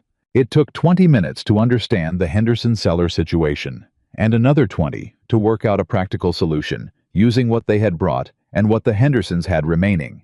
And by the time Clara had it mapped on paper and walked Margaret through it, the older woman was sitting very straight, and her hands were steady, and the particular gray exhaustion that had been around her eyes when they arrived had lifted enough that she looked like herself again. Jim Henderson had been talking to Nathaniel in the other room the whole time. Clara could hear their voices. Not the words, just the cadence. Two men working through something that required honesty on both sides. When she and Margaret came through with tea, the men were quiet in the way men are quiet after they've said something important. Jim looked at Clara. "May Watkins tells me what's happening with Grayson," he said. "The Granger property, the bank." He paused. "The Morrison place 3 years ago, those were friends of ours. We always thought something was wrong with how that happened." "It was," Clara said. "I have documentation." Jim's jaw set. "What can we do?" "Talk to your neighbors," Clara said. "That's what I keep telling everyone, and it keeps being the answer." She looked at him steadily. "Grayson has been operating on the assumption that no one in this valley talks to anyone else about their private financial matters. That assumption is becoming less accurate." Jim looked at Nathaniel. "Your wife," he said. "I know," Nathaniel said. It wasn't a complete sentence, and it didn't need to be. They rode back in the early afternoon, and Pete rode ahead because he had energy to spend, and the horses needed the movement. And Nathaniel and Clara rode side by side at a pace that was slower than necessary, which was a choice, and they both knew it was a choice, and neither of them mentioned it. "You knew about the cellar before we left this morning," Nathaniel said. "I knew Margaret Henderson needed help," Clara said. "I didn't know exactly what kind until we got there. That's why I wanted to come." "You always want to see things yourself," he said. "I trust documentation," she said. "I also know documentation doesn't tell you everything. You have to be in the room." He was quiet for a moment, and the snow was brilliant around them, and the horses moved steadily, and the cold was the clean post-storm cold that has all the bad weather wrung out of it. "Clara," he said, "I need to tell you something." She waited. "When you arrived," he said. He stopped, tried a different entry point. "I said things to Elias when you got off the coach that you heard. I know you heard them." "Yes," she said. "I've been thinking about that for 2 months," he said. "Not because I'm afraid you hold it against me. I don't think you do. But because—" He paused again, and she could hear him working against the difficulty of a man who does not say the important things easily. "Because it was wrong in a way that I should have known better. I look at people, and I calculate their use to me. I have done that my whole life. My father built this ranch that way. I built it further that way.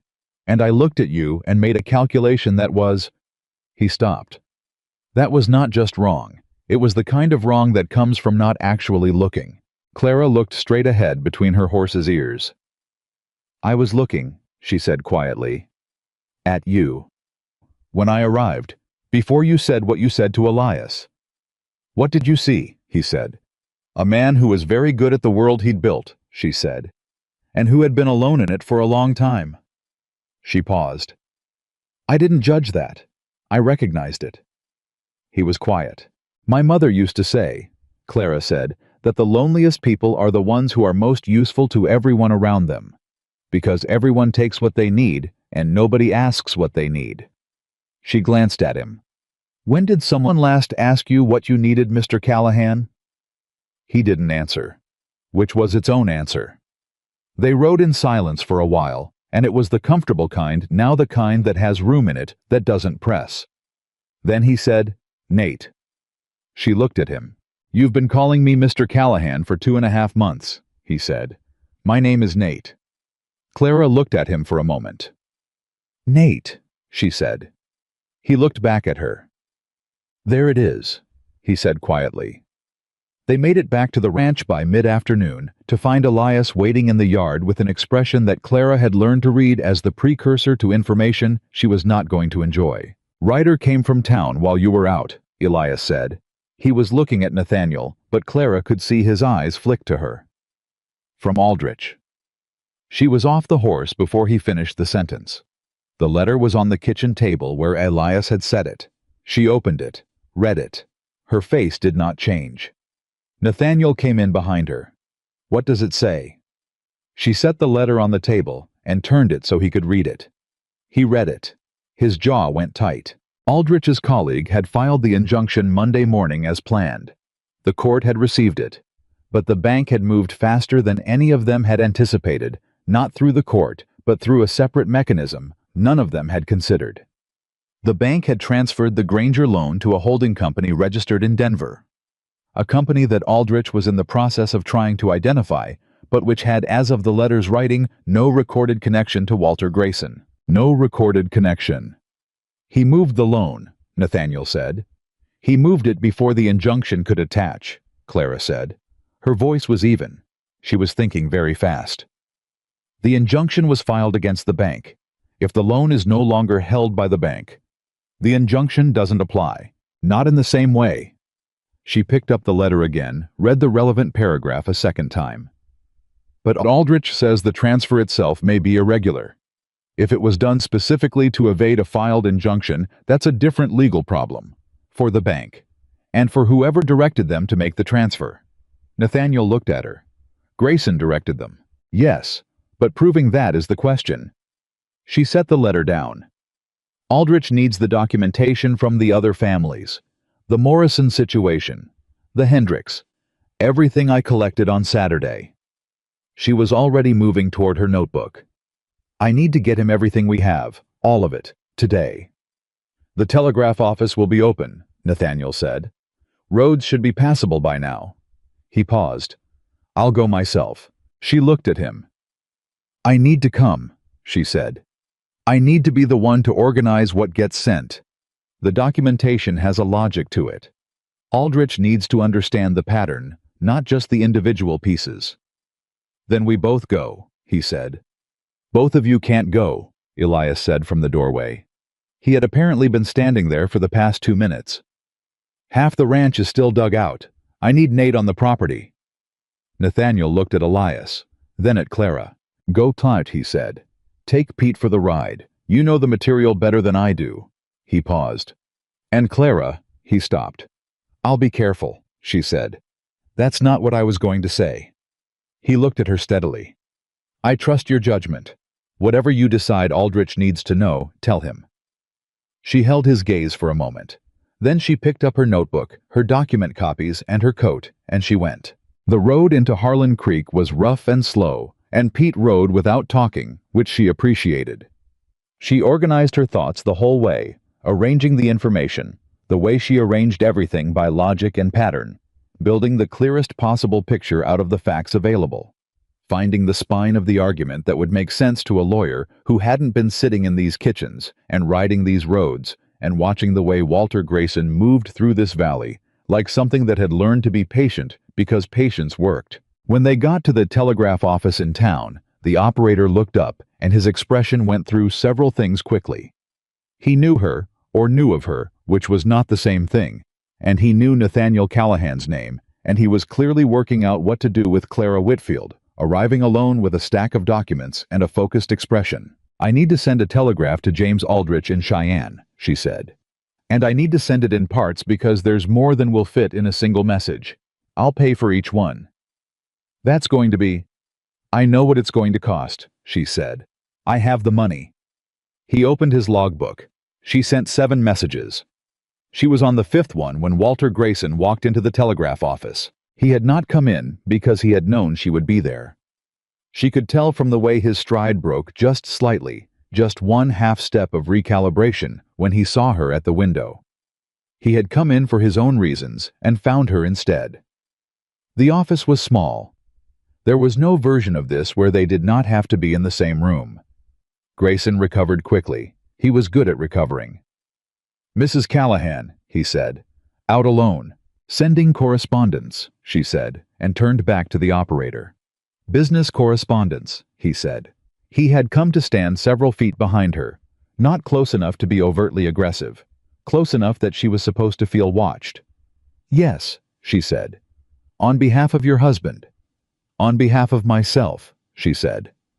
A pause. She could hear him deciding how to play this.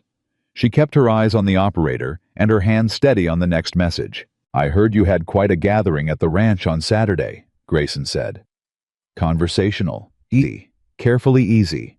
Before the storm, several of the Valley women. "We had visitors, yes," Clara said. "Social call. Of a kind." "Funny timing," he said. "Just before a storm. You'd think people would have been hurrying home instead of sitting around in your kitchen." The operator glanced up at Clara. She met his eyes briefly. He looked back down. "People came together when they understood weather was coming," Clara said. "That seemed natural to me, neighbors looking out for each other." "Is that what you'd call it?" Grayson said. Not a question. "Yes," she said. "I would." She handed the operator the next message. She was aware of every movement in the room, Grayson's position, his breathing, the slight shift of his weight. She was also aware that the operator was listening to every word, and that this was a public office, and that Grayson knew it. "I've been hearing things, Mrs. Callahan," Grayson said, "about you asking questions, going through people's private financial documents. People have been sharing information with me voluntarily," she said. "I haven't asked for anything anyone wasn't willing to give." "And what are you doing with it?" She turned and looked at him directly for the first time. "I'm making sure it gets to someone who can read it correctly," she said. His eyes were flat. She had heard him described as charming, and she could see where that reputation came from, the easy confidence, the practiced pleasantness. But charm requires a belief in the performance from the audience, and Clara was not performing belief. "You're making trouble for yourself," he said quietly.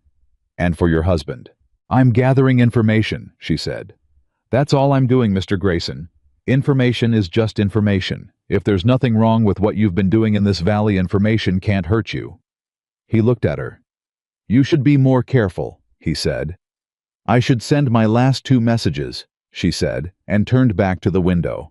He stood for another moment. She felt it, the weight of a man deciding whether to escalate. Then she heard his boots on the floor and the office door, and he was gone. The operator let out a slow breath.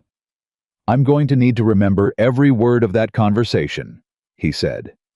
Clara looked at him. He was young, maybe 25, with ink-stained fingers and honest eyes. "I'd appreciate that," she said. "Would you be willing to write it down?" He pulled out his logbook without being asked and began writing. She sent the last 2 messages. She rode back to the ranch with Pete in the late afternoon, and she rode the whole way, holding something that was not quite fear and not quite anger, but sat in the chest like a stone that had been placed there with intent. Grayson had threatened her, not with anything specific, not with anything she could put a legal name to, but he had looked at her and said, "Be more careful," and every word of it had meant the thing it meant.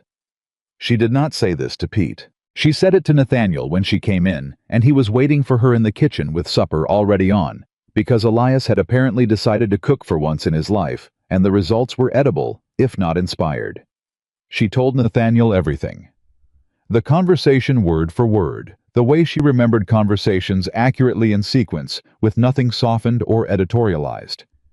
When she finished, Nathaniel was very still. "He threatened you," he said. "I was careful not to say anything specific," she said. "He's too smart for that." "Clara." "I'm not frightened," she said. "I want to be clear about that. I'm telling you because you need to know, not because I need you to fix it." He looked at her. "I know the difference," he said. That stopped her for a moment. She looked at him across the table. "I want to go to the sheriff," he said. "And tell him what?" she said. "That a man told me to be more careful. The sheriff will agree with him." The telegraph operator heard everything. "Yes, and I asked him to write it down." She paused. "But Nate, the sheriff isn't the right move here. The right move is Aldrich. If Aldrich can establish what Grayson has been doing, the pattern, the irregularities, the loan transfers, then what Grayson said to me today becomes part of a larger picture. Without that picture, it's just a conversation in a telegraph office that any lawyer would dismiss in 5 minutes." Nathaniel was quiet for a long time. Then he said, "You knew that before you even got back on your horse?" "Yes," she said. "And you still told me." "I tell you the things you need to know," she said. "That's different from asking you to act on them before the time is right." He reached across the table and picked up her notebook, not to read it, just the gesture of picking it up, of handling the thing that was the center of all of this. He set it back down. "I'm going to say something," he said. "And I need you to hear it as something I mean, not as something I think I should say." "All right," she said. "When you walked off that stagecoach," he said, "I looked at you and I thought the agency had made a mistake, that I had made a mistake." He paused. "I was building a list in my head already of reasons to send you back. Your bag, your dress, that wooden box. I'd made up my mind before you opened your mouth." Clara said nothing. She knew he wasn't done. "And now," he said, "I look at you and I think this valley is safer because you're in it. I think this ranch is sounder than it's been in years because you're running half of it without ever asking for credit. I think the Grangers are still on their property and the Hendersons had food through 4 days of storm, and 11 women in this valley know something about Grayson they didn't know before because of you. Because you came here from Missouri with a bag and a wooden box, and you decided to actually look at what was in front of you." He stopped. "I didn't see you," he said. "And I should have." The kitchen was quiet around them. The fire in the stove. The sound of the wind that had gone gentle, now spent from 4 days of fury. Clara looked at this man, this closed, difficult, proud, unexpectedly decent man, and felt something loosen in her chest that she hadn't quite known was tight. "You see me now," she said. "Yes," he said. "I do." She looked down at her notebook. She was quiet for a moment. Then she said, "There's something I haven't told you." He waited. She reached into her coat pocket. She had carried the folded oilcloth packet with her since she left Missouri, because some things you didn't leave behind even when you should. She set it on the table between them. "The letters from my father," she said. "The legal matter I mentioned once and didn't explain." He looked at the packet. "It's a banker in St. Louis," she said.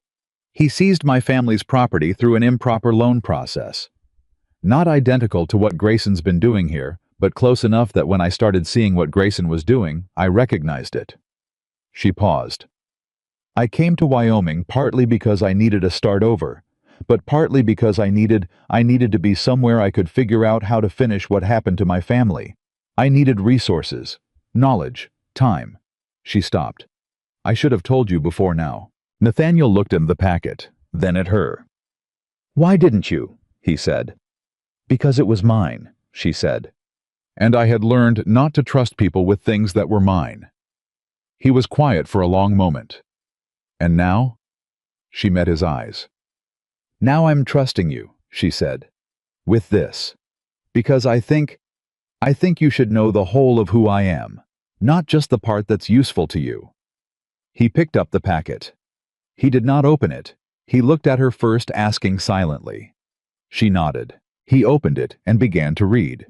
She watched his face as he read, and his face did not stay still. She saw him understand what he was looking at. She saw him recognize the pattern. She saw him reach the final letter, the one from the third lawyer, the one who had pulled out because the judge was the banker's cousin, and his jaw set in a way she recognized now as something other than simple anger. It was the particular anger of a man who has just discovered that something wrong was done to someone who did not deserve it. He set the letters down. He looked at her. "Aldrich," he said. "When we're done with Grayson, when this is settled, I want to send these to Aldrich." Clara stared at him. He has colleagues in St. Louis, Nathaniel said. He told me once he came up from there. He'd know who to approach. He paused. I'll cover whatever it costs. Nate, you have spent 2.5 months protecting this ranch, he said, and these people, and everyone in this valley who didn't know they needed protecting. His voice was steady, but not easy. Let me do this one thing. She looked at him for a long time. She had come to Wyoming needing a start.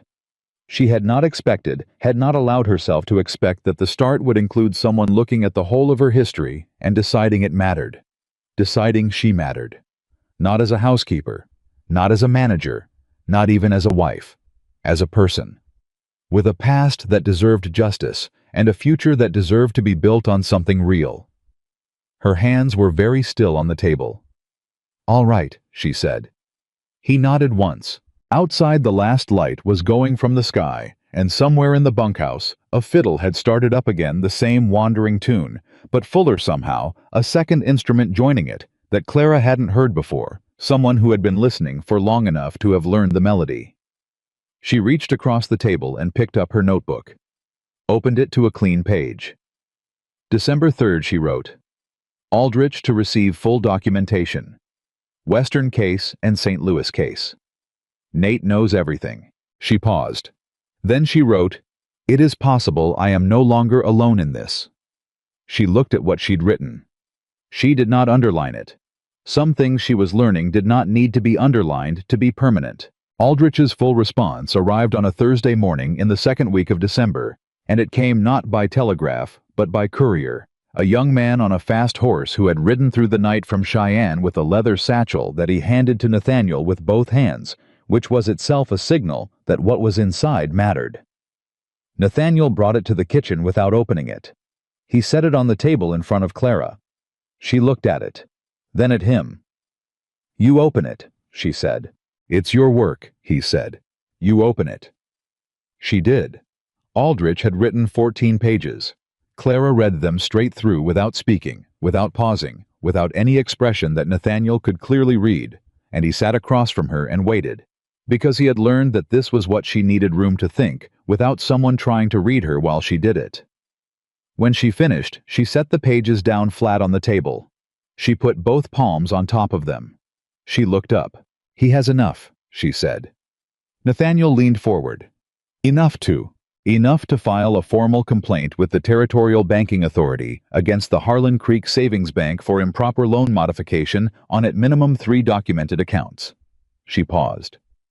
Enough to pursue a separate civil action against Walter Grayson for coordination of fraudulent foreclosure proceedings based on the pattern of transactions and the testimony of the telegraph operator. Another pause. And enough Aldrich believes to have the loan transfer to the Denver Holding Company reviewed as a deliberate attempt to obstruct a filed court injunction, which is not a civil matter, that's criminal. The word landed in the kitchen like a stone dropped in still water. Nathaniel was very quiet. Criminal, he said. Aldrich used the word deliberately, Clara said. He doesn't use words he doesn't mean. Nathaniel sat back. She watched him process it, the full weight of it, what it meant for Grayson, what it meant for the valley, what it meant for the 2 years Grayson had spent building something he had believed was unassailable, because he had built it carefully and quietly, and counted on no one being both willing and able to look at the whole picture at once. He miscalculated, Nathaniel said. He miscalculated what a woman with a wooden box of recipe cards would do when she had time and access and a reason, Clara said. Nathaniel looked at her. Something in his face moved that warmth she had been watching grow in him for weeks, no longer brief or quickly controlled. It simply lived there now, settled and undisguised. What happens next, he said. Aldrich files Monday, she said.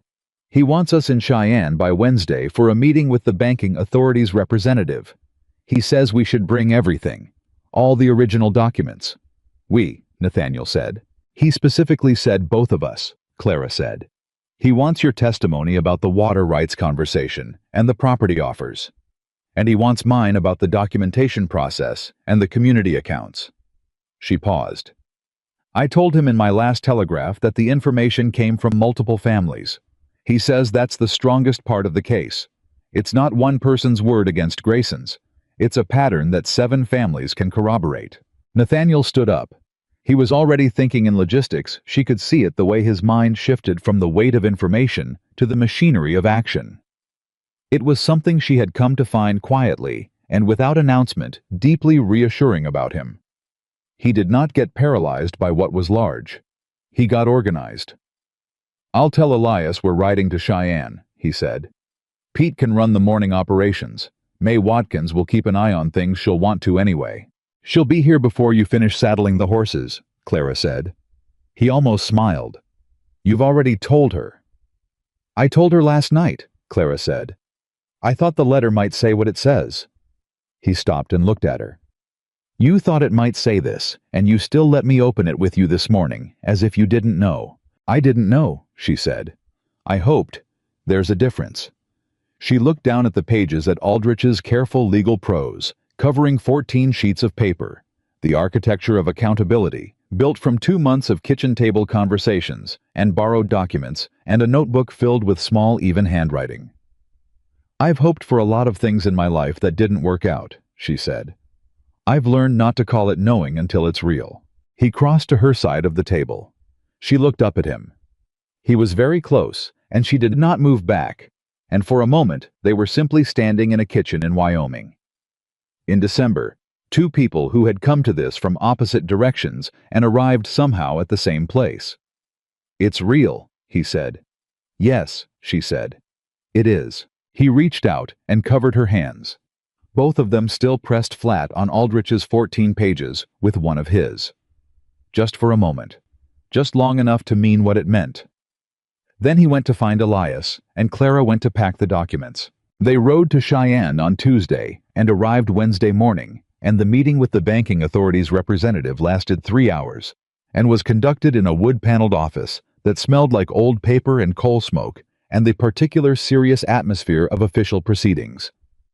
Clara sat beside Nathaniel and across from Aldrich, who was precisely as unpleasant and precise and thorough, as advertised, and answered every question she was asked in full with documentation to support each answer in an order she had prepared the night before, so that the logic of it was unmissable. The banking authority's representative, a man named Collier, who had the tired, careful eyes of someone who has seen a great deal of creative dishonesty in his professional life, asked her at one point, "Mrs. Callahan, how did you come to examine the Granger loan documents?" "Ruth Granger showed them to me," Clara said. "She was frightened, and she didn't know what she was looking at. I did." "How did you know what you were looking at?" Clara paused for exactly 1 beat. "Because something similar was done to my family," she said. "In Missouri, by a different banker. I learned what proper loan documentation looks like by spending 2 years trying to prove that ours wasn't." Collier looked at her for a moment. Then he wrote something in his notebook. "And the other families," he said. "How did you gather their documentation?" "I cooked for them," Clara said. Collier stopped writing. "I beg your pardon. I invited the women of the valley to my kitchen," she said. "We talked about food preservation and supply management. And then we talked about what was happening in the valley, and they brought me what they had." She paused. "People talk in kitchens, Mr. Collier. They always have." Nobody thought to listen. Aldrich, to his credit, did not smile. But something shifted in his expression that suggested he might under different circumstances. Collier looked at Nathaniel. "You were aware of your wife's activities throughout this process." "Fully aware," Nathaniel said, "and fully supportive." "She acted on your behalf." "She acted on behalf of this valley," Nathaniel said. "I supported that. There's a difference." Collier looked at them both.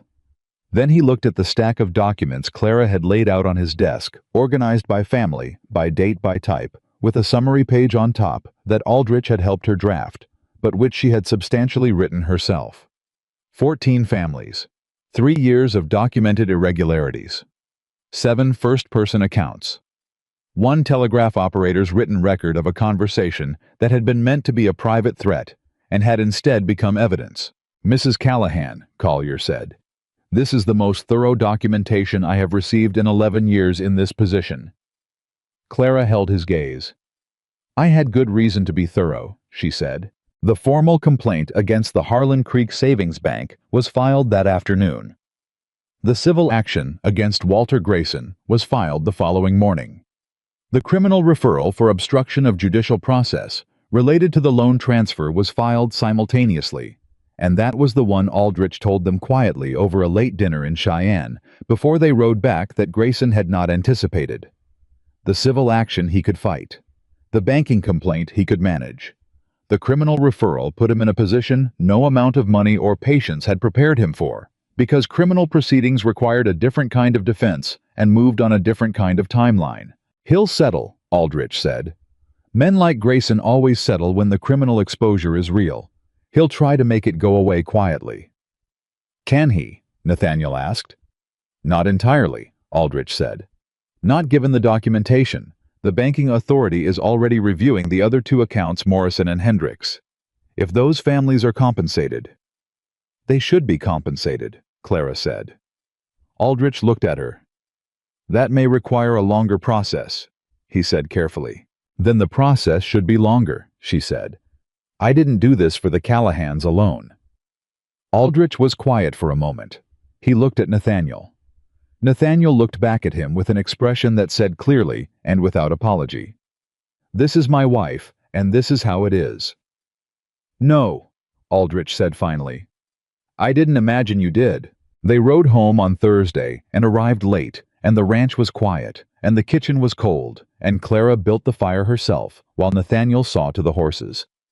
When he came in, she had coffee ready, and they sat at the kitchen table for the first time since leaving, and just existed in the quiet of being home. She had not thought of it as home until she thought the word just then and found it was already true. "The St. Louis matter," she said. "Aldrich's colleague is reviewing the documents," Nathaniel said. "He thinks it's worth pursuing. He's writing to me next week." She had not asked for an update. He had gotten one anyway, and he was giving it to her across the kitchen table at 11 at night, because he had understood without being told that it would matter to her before she could sleep. She looked at her coffee. "My mother worked herself to exhaustion," she said. "For 30 years. She ran a household and raised children and managed everything that needed managing, and when that banker took the property, she had been feeding and clothing and keeping warm for 3 decades. She had nothing in her name. Nothing to show for it." She paused. Not because she hadn't worked, because nobody had ever thought to put her name on anything. Nathaniel was very still. "I want her name on the restitution claim," Clara said. "If Aldrich's colleague can get the case reopened. Whatever comes back, I want it recorded under her name. Margaret Whitfield." She looked up. "She's gone, so it doesn't matter practically, but it matters." "It matters," Nathaniel said quietly. "I'll tell Aldrich." She nodded. They sat in silence for a while, and it was the deepest kind of comfortable silence, the kind that has been earned. Then Nathaniel said, "I want to show you something." She looked at him. He stood up and went to the front room, and she followed, and he went to the roll-top desk in the corner, the one she had never been invited to approach, and he unlocked the lower drawer and pulled out a folded document. He spread it on the desk surface. It was the ranch property record. The official filing with the Territorial Land Office listing the Callahan Ranch, its acreage, its water rights, its recorded improvements. She had never seen it before. He had added something. At the bottom of the record, in a line that had not been there before in ink that was still relatively new, was a notation she had to lean close to read. Co-proprietor, Clara Margaret Callahan, née Whitfield. She straightened up. She did not say anything for a moment.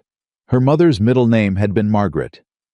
"When did you do this?" she said, and her voice was very even because she was working to keep it that way. 3 weeks ago, he said. "When I sent the first set of documents to Aldrich, I went to the land office the same day." He paused. "I should have done it sooner, but I wanted to do it for the right reason. Not because it was practical, not because it protected the ranch legally, because it was true." He looked at her. "This is your ranch too. You've been building it as much as I have, more in some ways, and I wanted the record to say what's real." Clara looked at her name on the document.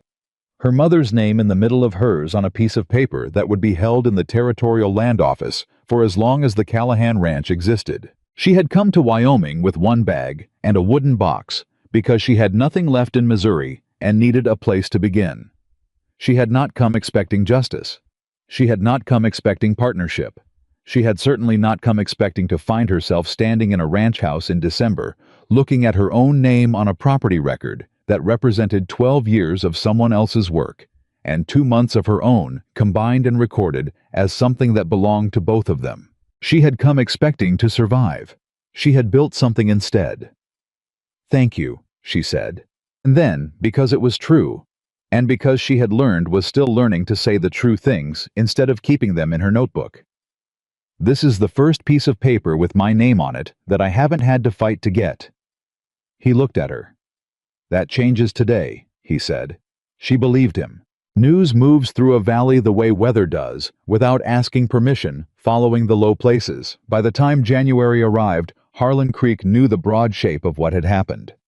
Not the legal details, those were in Cheyenne, moving through processes that would take months, but the human shape. That Walter Grayson had been filing and scheming, and that the Callahan ranch owner's wife had been quietly, systematically taking it apart. That the banking authority was involved. That the Granger property was safe. That the Morrison and Hendricks families were going to receive a formal review of their foreclosures. People talked about it the way people talk about things that rearrange something in their understanding. In the first week of January, a woman Clara had never met rode 6 miles to the ranch and knocked on the kitchen door. Her name was Dora Sampson. She had a property 20 miles north that Clara hadn't known about, and a loan document she had been keeping in a box under her bed for 2 years because something about it had never felt right. But she hadn't known what to do with that feeling. Clara sat her down, made coffee, and looked at the document. It took her 11 minutes to find the irregularity. Dora Sampson watched Clara write in her notebook, watched her hands move with the particular calm speed of someone who knows exactly what they're doing, and said, "How do you know all this?" "Practice," Clara said. "And you'll help me?" "Yes," Clara said. "I'll help you." Dora left with Aldrich's address and a list of exactly what to send him and what to say. She was not the last. In January alone, 4 women came to the kitchen door with papers and questions, and the particular cautious hope of people who have been waiting for a long time for someone to tell them their instincts were right. Clara helped all of them. She organized what they had and sent it to Aldrich with notes explaining the context. She built a filing system in the spare bedroom that was no longer spare, a system of folders and dates and names that tracked with the same precision as her pantry inventory. Everything that had been done wrong in this valley, and what was being done to correct it. Nathaniel watched it happen and did not try to manage it. He built a second shelf in the spare bedroom without being asked. He told Elias to answer the door if Clara was occupied. He told Pete that whoever came to the kitchen on business was to be treated as a visitor of the ranch and offered hospitality accordingly. He told Clara one evening, "You're running something bigger than a kitchen now." "I've always been running something bigger than a kitchen," she said. "People just didn't see it." "I see it," he said. "I know," she said. "That's why it works." The Grayson case settled in February. Not publicly, Grayson's lawyers made sure it was as quiet as they could manage, which was considerably less quiet than they had hoped, because Aldrich was not interested in quiet, and the banking authority had its own reasons for wanting the record clear. The bank manager resigned. The bank itself was placed under a 6-month review.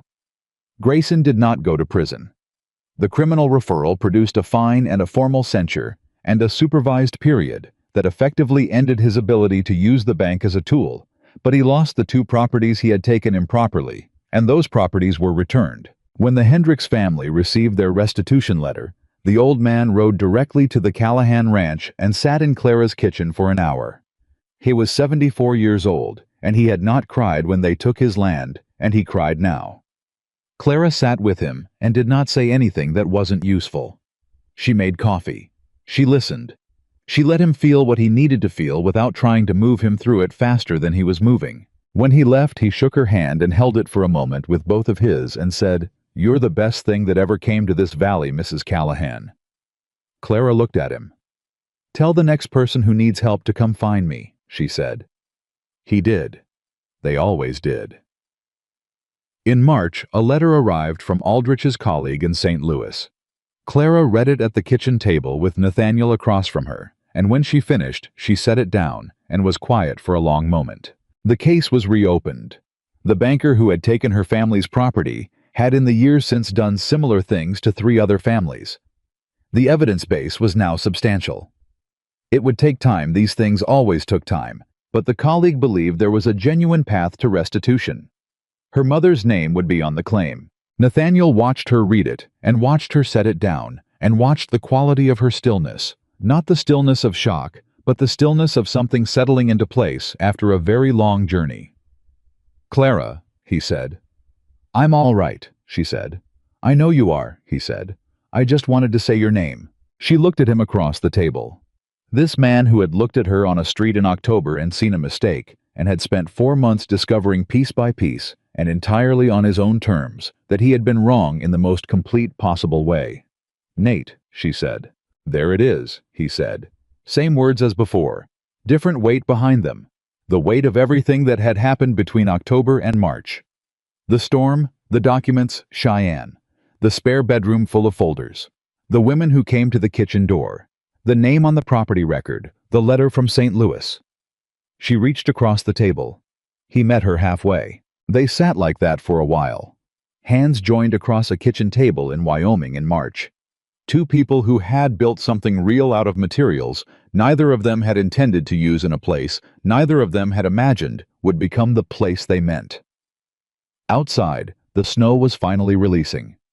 The valley was beginning to show through beneath it, the green underneath patient waiting for its moment. The kitchen was warm. The stove was burning. The notebook was on the table open to a page dated that morning, and in Clara's small even handwriting it said simply, "March 14th, letter from St. Louis. The case is reopened." And below that underlined twice because some things needed it. "We are not finished. We are only beginning." Elias Boone appeared in the kitchen doorway at noon, the way he always appeared without announcement, as if the land itself had grown him there. He looked at the 2 of them at the table, at their joined hands, at the letter and the notebook and the coffee and the general unmistakable atmosphere of a room in which something permanent had been decided. He nodded once. "Lunch," he said, "is going to need someone to actually make it." Clara laughed. A real laugh, full and unguarded, the kind she hadn't known she'd stopped making until she heard herself make it again. "Sit down, Elias," she said. She stood up and went to the stove. He sat. Nathaniel sat. And in the kitchen of the Callahan Ranch on a March afternoon, when the valley was waking up, and the cases were filed, and the names were on the records, and the bread was going in the oven, and the people who mattered were at the table. Clara Whitfield Callahan, who had stepped off a stagecoach in October with 1 bag and a wooden box, and nothing else except what she knew and what she was made lunch. She made it well. She made it for the right people. And the woman nobody believed in became the reason an entire valley learned to believe in itself, because she never stopped believing in what she could build, even when she was the only one who could see it. That is the truest thing that can be said about her.